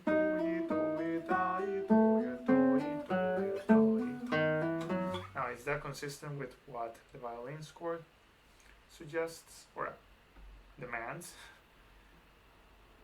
It hasn't crashed. This is so slow. Let's see. Yeah, all those slurs are right there. Maybe I should try to keep it like that. Those slurs are right there. It's up a little bit. 68, 69, 70, 71, 72, 73, 74. Carlos of the future will be thankful. 75, 76, 77, 78, 79, 80, 81. And that's I doubt myself that I'm doing it correctly. 75, 76, 77, 78, 79, 80, 81, 82, 83, 84, 85, 86, 187. Okay. The slurs are right there. I should try to keep them.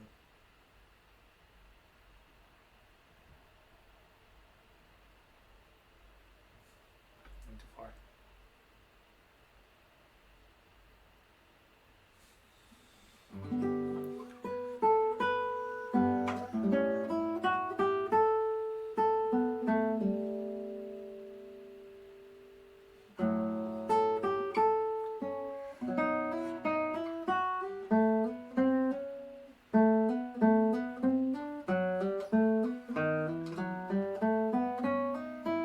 I mean, it could work.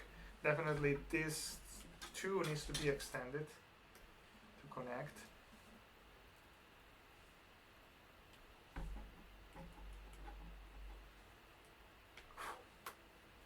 Yeah.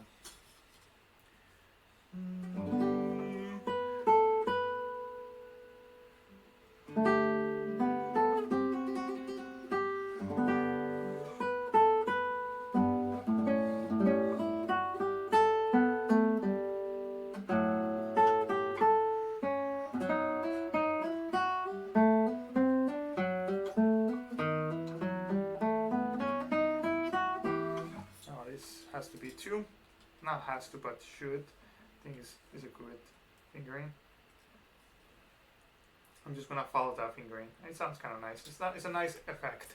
Effects are always nice when you don't have a lot of ideas, which is my case.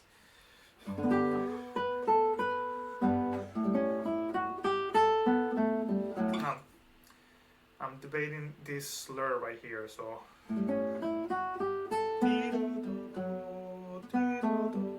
Or. I don't like that the slur is placed kind of like on an upbeat. I mean, it sounds nice.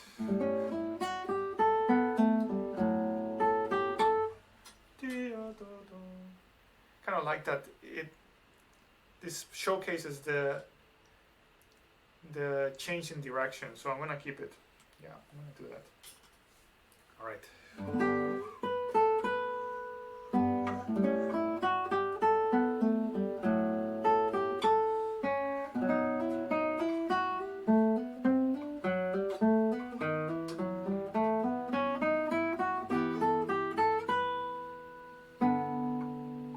Why not open?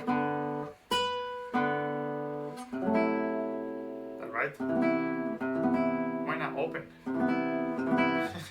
Just use the open strings. It's easier. It's a hard enough piece already.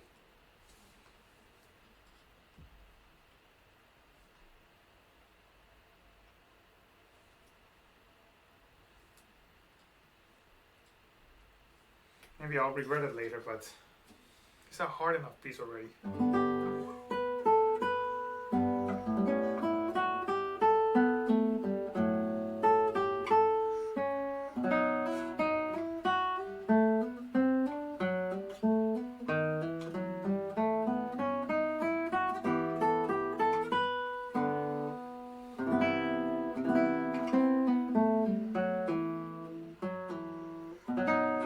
Now, is there a way that I can conceptualize what I'm playing? Because I feel like I'm just playing notes.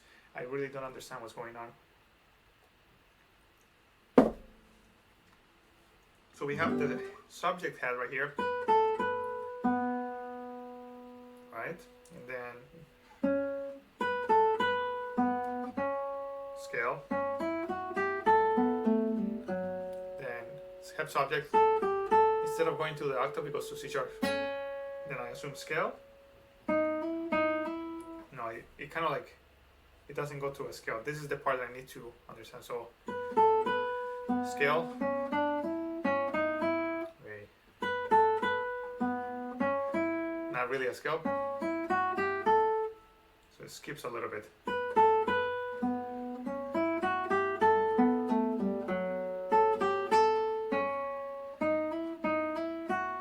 There's that part. So is it allowing a chord? So of course it's a B7. Now right here, sounds like kind of diminished maybe. So C,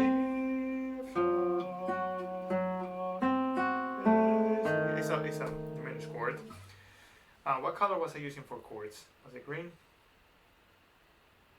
Green, yes. I need to use whatever I can to help myself conceptualize and understand the contents of the work. Being musically literate. My master's professor used to call it Dr. Andrew Zone, being musically literate. So this is a G major chord. Wait, am I doing it on top of the chord, I assume? On top of the notes? Yeah.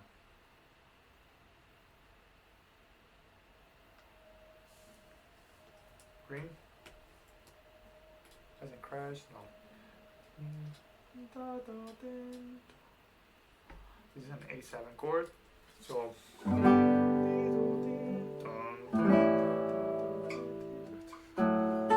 what chord is that? It doesn't give you much information, but this is definitely a B7. I mean, not B7, just a B. And this is a D sharp diminished, outlining a D sharp diminished 7 chord, which is probably gonna go to E minor. Yes. It's probably the same thing.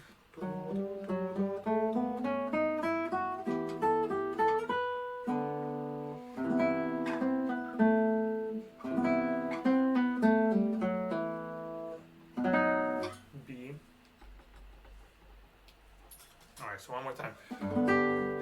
Head of the subject, octave.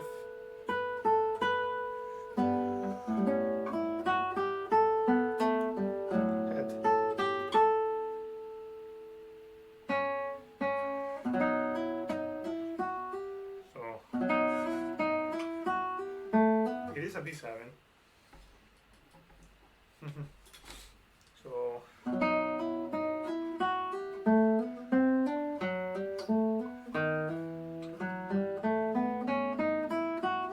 something like that. I think I played it right, but I wasn't really thinking. I was guiding myself by the ear. So it has to be 3/4.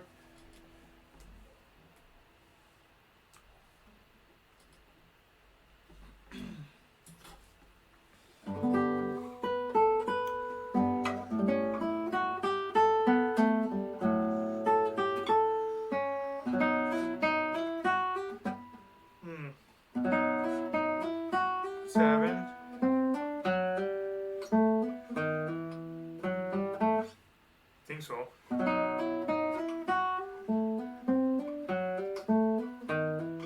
So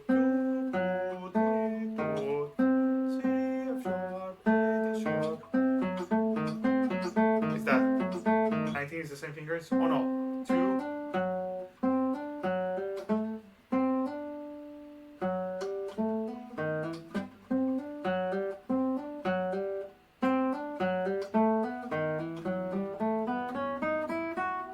Scale.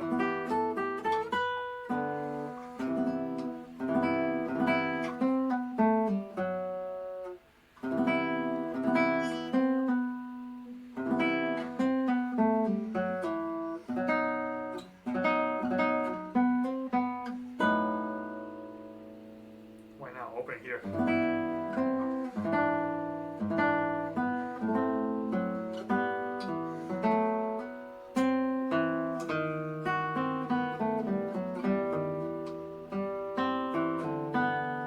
Just interested to see what's going next.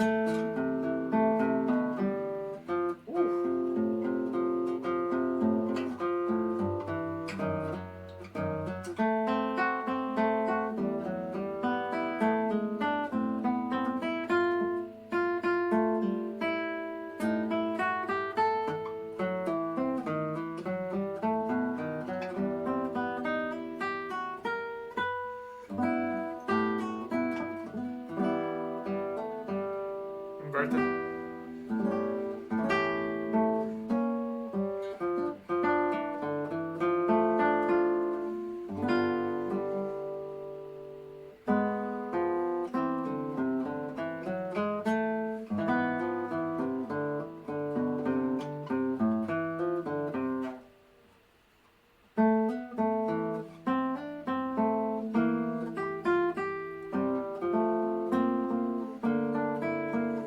I'm getting distracted, so I think I should stop soon. Um, Let me just review what I just did. It's a lot of work, so.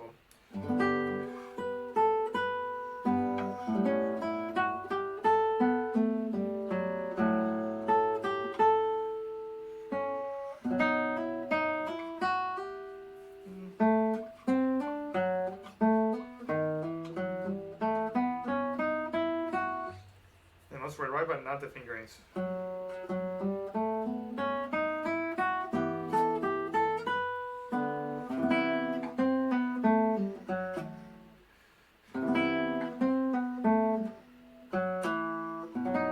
Right there. This is a little hinge part right here. Is it hinge? No, not hinge. It's a partial bar right here. Little bar. One last time, and then I'm gonna take a break.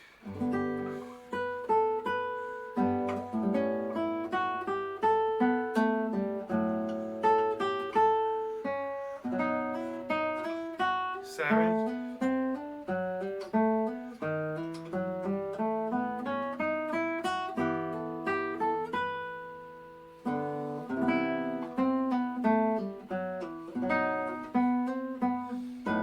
Yeah, this can be open.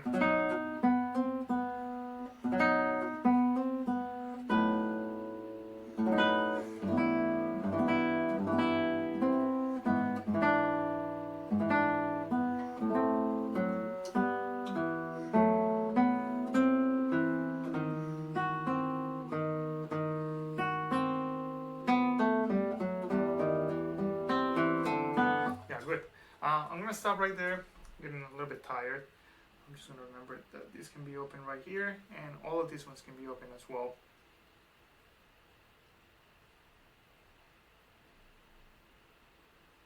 I think I'll practice a little bit more today, but this is series is gonna be very long. A lot of videos.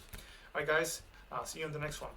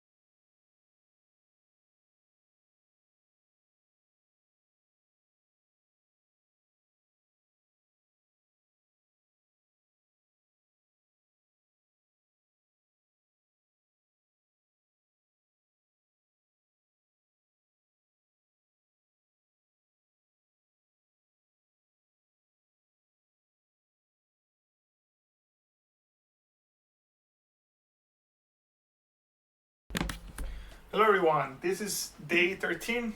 To be honest, I don't feel like recording today, but I said that I would try, and I'm gonna push myself to do it. Maybe in the future, I'm gonna find that it was helpful. Maybe, I don't know, we'll see. But let's get right into it. I feel like practicing today and really concentrating, and sometimes that's important. So in the middle of this, I might decide and just stop recording and just keep practicing. That's kind of like an important point in in how this series is gonna work, but we'll see. I'll play it by ear. All right, so I want to review what I did yesterday. So I'm right here, which is page 23. I feel like I don't know what I'm doing.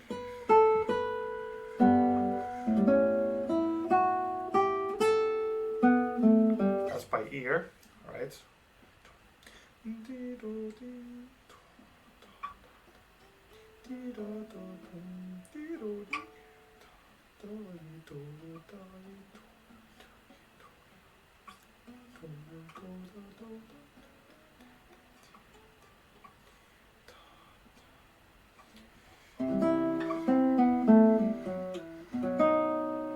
So right there, I feel like I'm not warmed up enough in order to avoid injuring myself or associating the piece with tension.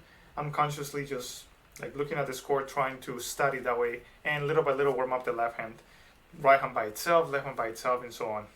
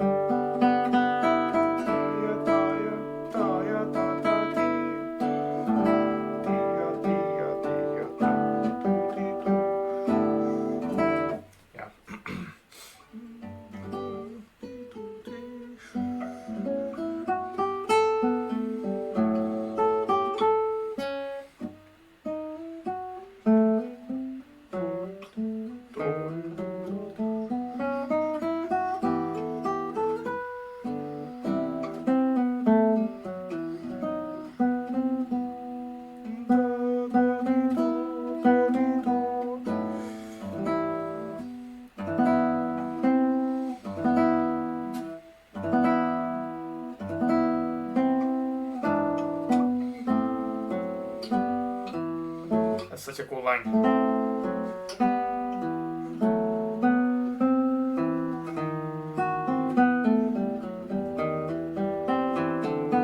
Yeah, so right now I really feel like concentrating, and I don't want to speak too much. I'm gonna do very concentrated detail work on what I've done in the past. So what I'm gonna do is I'm gonna note, if you see on the iPad, you see it right there, it's 9:42. Let's see, yeah, 9:42 right there. So I'm gonna practice a little bit. I'm gonna review everything I've done so far, and then if I feel like saying something that is important or different, I'm gonna record again. So let's see. Hey guys, so I'm back. It's 9:43. It's only been a minute, and I just came up with an idea. So I'm not gonna speak. I'm still gonna record, and probably in the recording, I'm just gonna find a way to edit it and speed it up. And then if I feel like saying something, then I won't speed those parts up. But at least everything's still gonna be recorded. So I'm just not gonna speak. I want to concentrate today.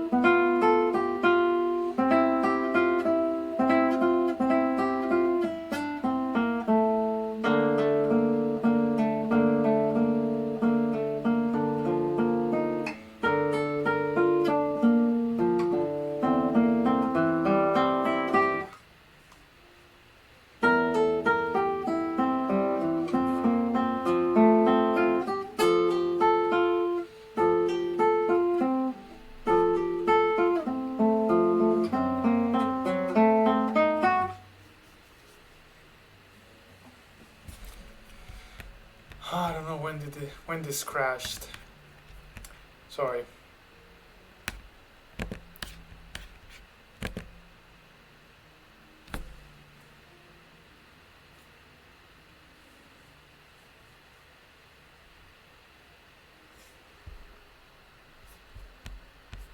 All right.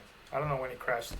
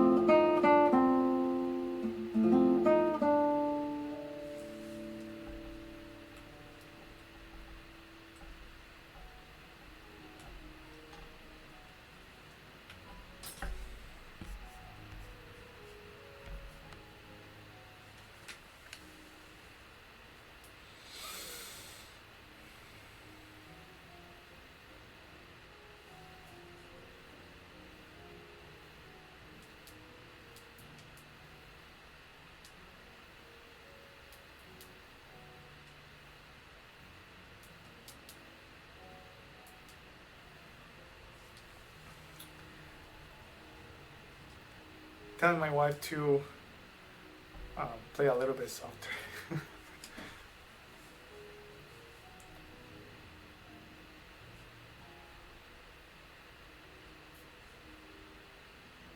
Alright, so it's good progress on that. A little bit of progress. Hopefully we'll connect it to this. Let me review this.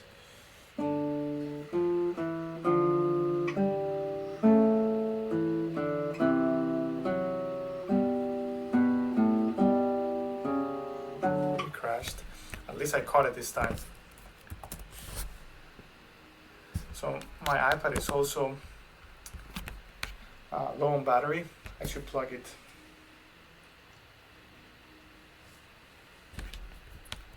So give me one moment. I'm gonna plug the iPad, and that gives me a chance to use this I haven't used.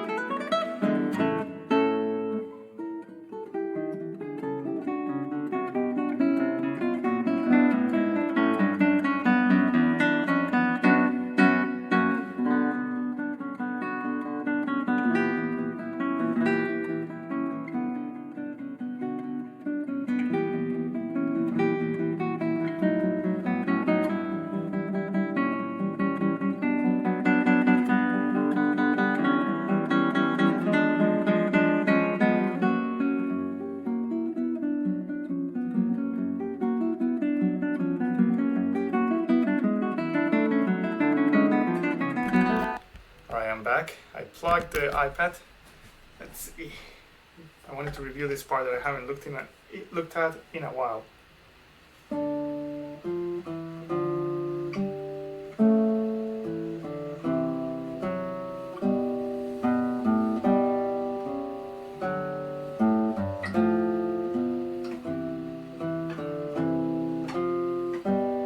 Wait, shouldn't be. Oh, I guess it needs to charge so that it can get off low power mode, unless I can take it off myself. How do I do that? It's okay. I think it's gonna charge.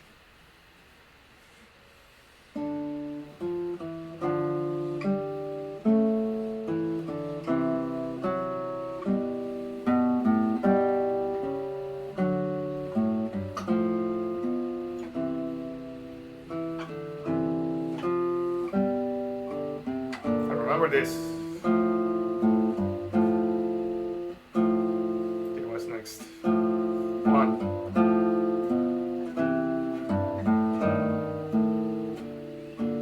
Now, I feel like I haven't studied this. Even though it's fingered, I haven't studied the next.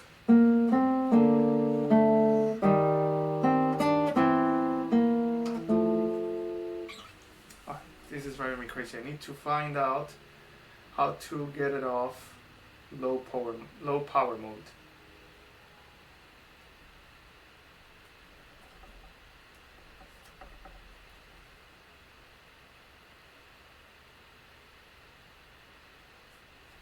In settings. Let me get out of this for a moment so you don't have to see the mess.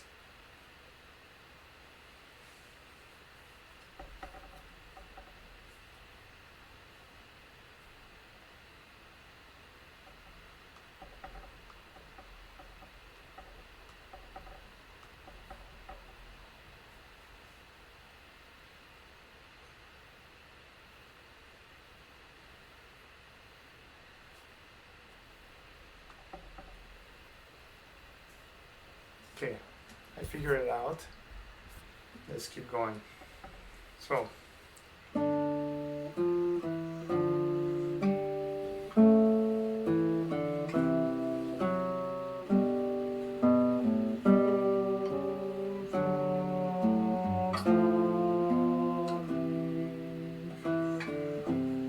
always catches me off guard.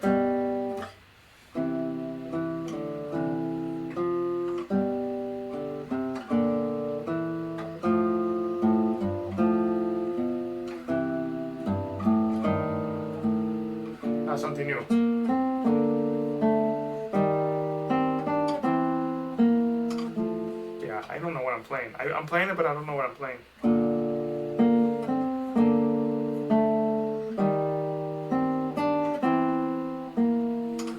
I was relying on my ear. Not good.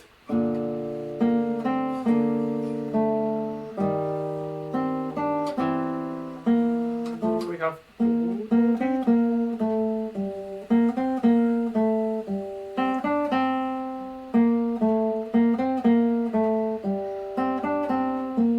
So what is the harmony? Should B flat.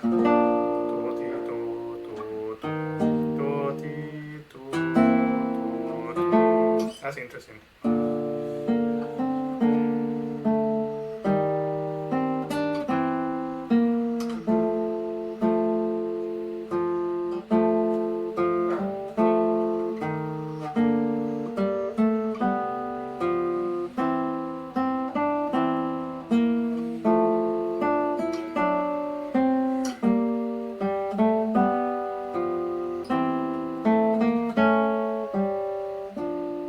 Interesting. That's very cool. So.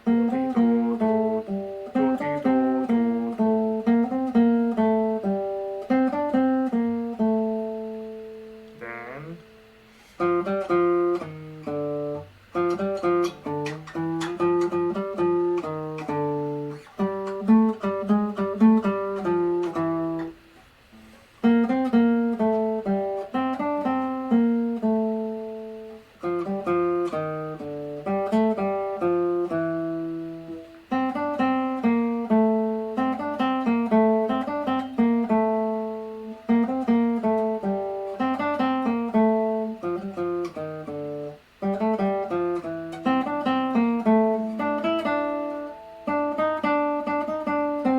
It could be E flat.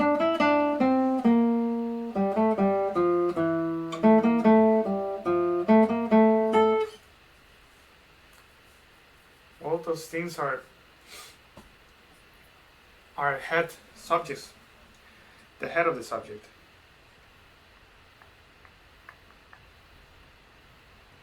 And they're inverted in the same section. That's amazing. Bach.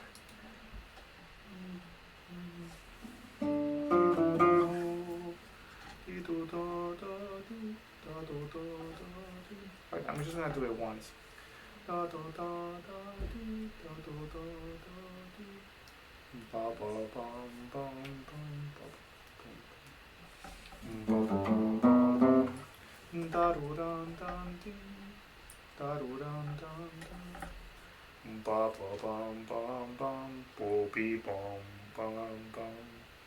Now it's inverted.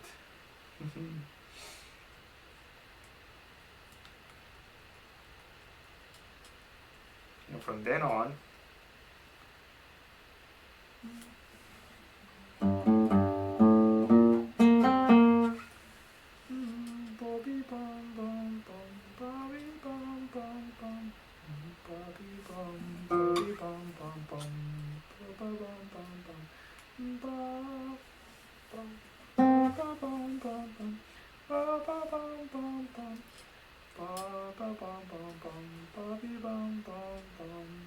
and then the subject.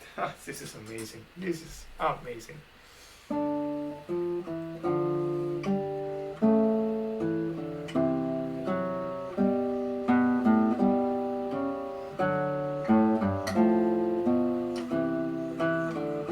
Ah, come on.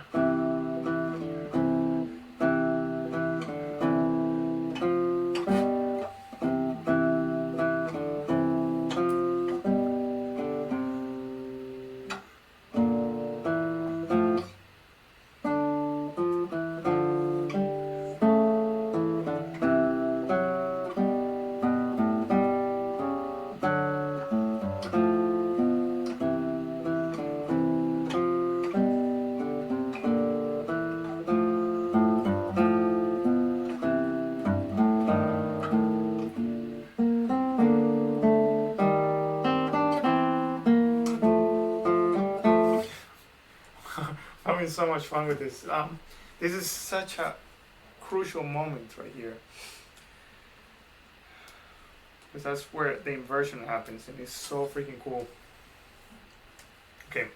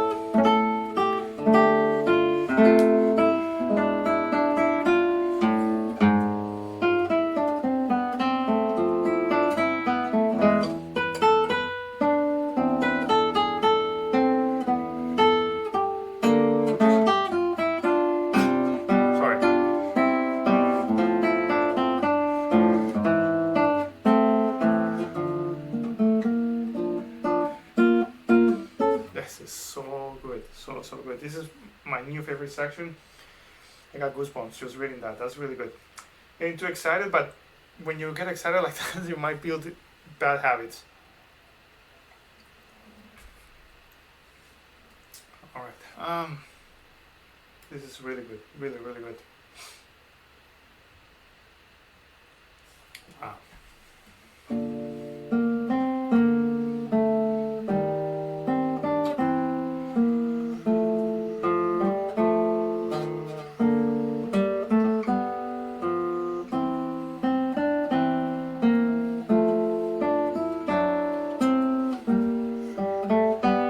Oops, easy.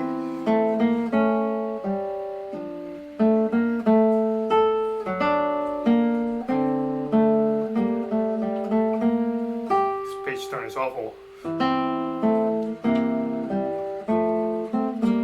Now.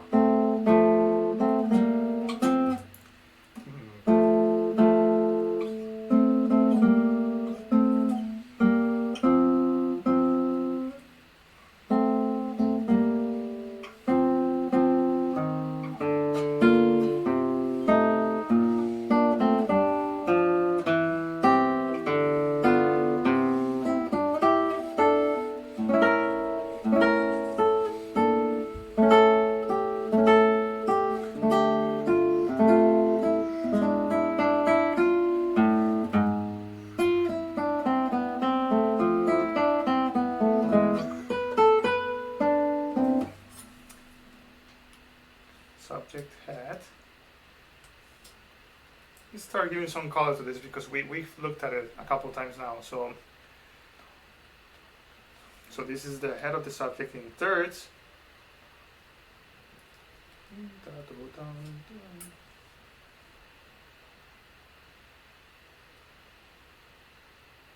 Yeah.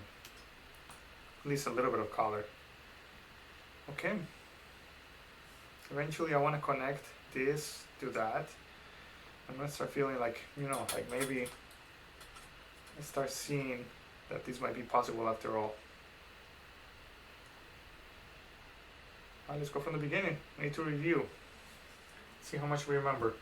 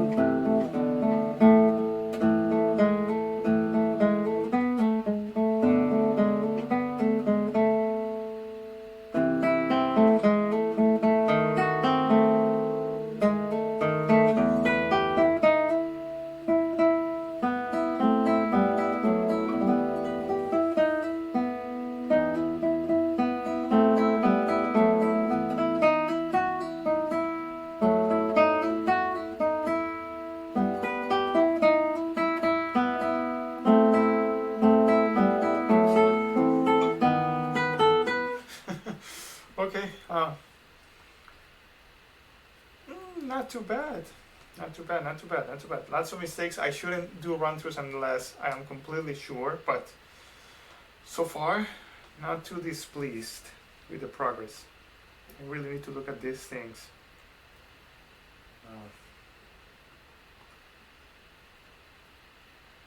And little by little, I think, well, if I were able to practice like this, I practiced this a lot in the past 3 days, so two days. If I were to be able to practice like this, I think I will be able to do it, but so much going on. All right, so let's review some of the things that I know I did wrong.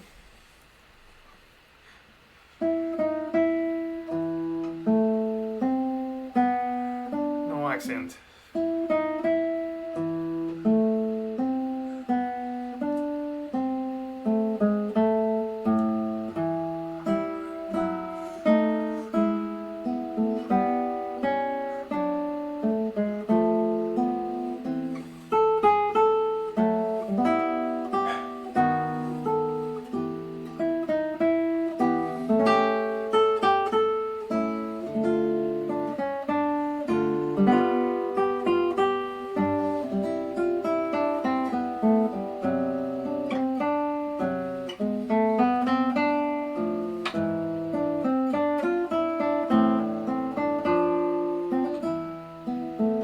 Spark for out of control.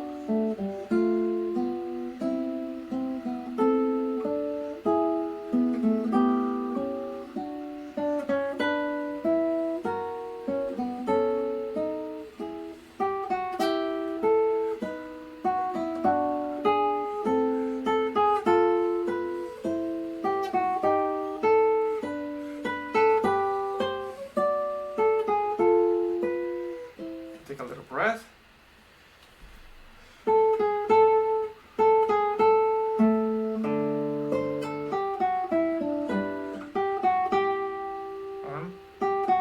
Need to start with M right there.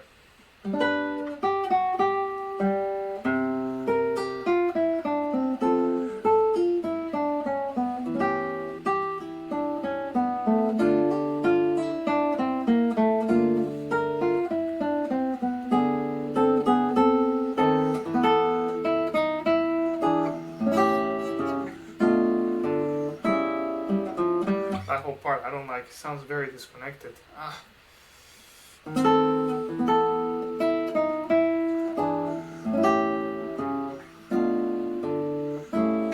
Bum, bim, bum, bim, bum.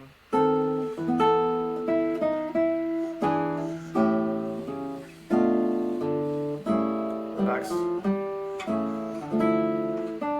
I did a wrong note right here. Just those two notes. Okay.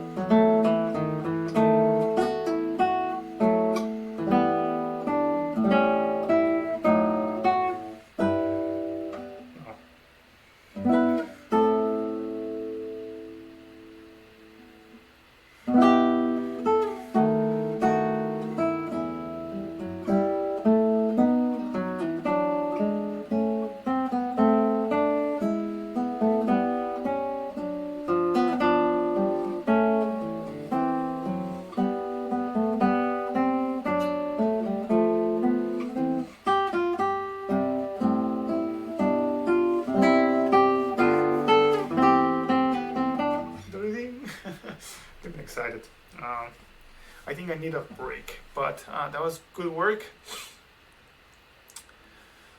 I don't know. I feel like maybe practicing silently inspire me a little bit more. So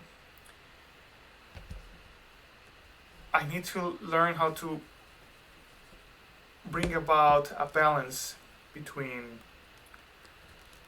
my goal as a musician, which is, you know, to perform well, and then my goal as a pedagogue, which is to help guitarists in regard to this series. I'm talking about this series. So, I mean, I've already done plenty of videos where I talk in very good detail about everything I'm doing.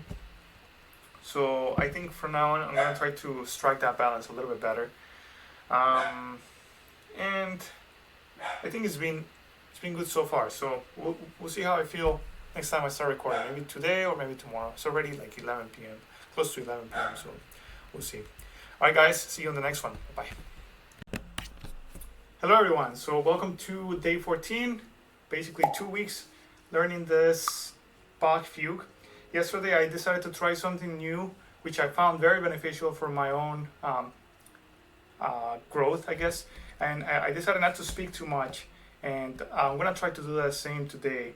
I felt like I got a lot done. In any case, I feel like I'm doing this at this point for posterity, to kind of like keep track and record my process. But I'm gonna play it by ear today, see if I feel like speaking or not, and let's get into it. So, alright, so yesterday I was reviewing this. Let's review it again. I need to warm up a little bit.